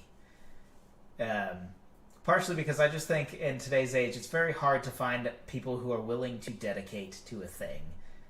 And if anything, I feel like I care too much about things. Like, for example, it easily could be argued I care way too much about this concept that, again, isn't really important in and of itself. But to find somebody else who, like, cares and is willing to, like, make something a non-negotiable part of life, like the idea that, like, no, a video must come out every week and we're doing this and we're not gonna, like, quit after 10 weeks because we don't have 1 million views already, but we're gonna, like, we have committed to this thing, we believe in the thing long term, and we're willing to do it, even though it's not always convenient to do. It's hard to find that, and it's also hard to find somebody that is enjoyable to do this kind of stuff with long term. People who won't, get grumbly about it, like, oh, I don't want to do it today, or blah blah blah. Like, so many people are like that, and you to get specific, you've been a really good sport about some subjects that I know you did not want to talk about, that I chose to do mostly because I thought it would be good for YouTube algorithm and it would have a good shot at exploding or, people being interested in. But I understand that. Well, I just appreciate like you that. said, in my mind, it's, my mind is we're committed to this. So I like you said, I might not like the topic, but, like, okay, here we go. Yeah. I don't have to like everything. Yeah. That, and at least for But me, it's still fun to do it. there's some topics I haven't necessarily liked, but I learned to like them more via researching, or at least appreciate them more. I don't know if you felt the same way about any, but Cool. But for me, sometimes my enjoyment of a Mount Rushmore is different than my enjoyment of the subject of the Mount Rushmore. But Yeah, I like to say that I like to learn and increase my knowledge of things. So this has, because you need to, if you want to learn things, you need to dedicate the time to investigate. And like we were just saying, is like commitment to it. So this has helped me not only prepare for the show, but also expand a little bit of the things that I know. So I know a lot more serial history than I otherwise ever would have. Yeah, it's a good point. right. Yeah. Yeah, for sure. Well, just to close it out one more time, we really Can appreciate I have my all of bathroom you. break now? You can have your bathroom break because this video is about to be over. I also have to go to the bathroom, which of course all of you viewers desperately wanted to know. But thank you for tuning in. This video will remain up forevermore. You can come back, watch it. I also plan to re-download this from YouTube and put clips up of specific things we talked about in case you just want to check those things out. That's part of why we did them by segments this time.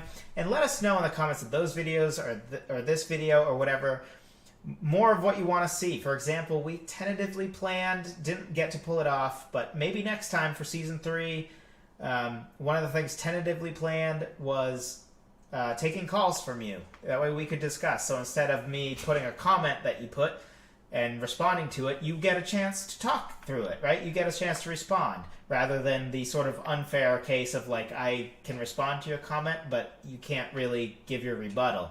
And we would like to have that. We'd really like to be able to talk to you. And, I don't know if we've talked about this, but I also have considered the concept, because these always go very, very long. Maybe we should have mid-season and final season so we have less to talk about, so that it's 5 times a year instead of 2.5 times a year. And then they're all more like an hour and a half instead of 3 hours, which is much more reasonable. Yeah. But anyway, let us know in the comments what you think.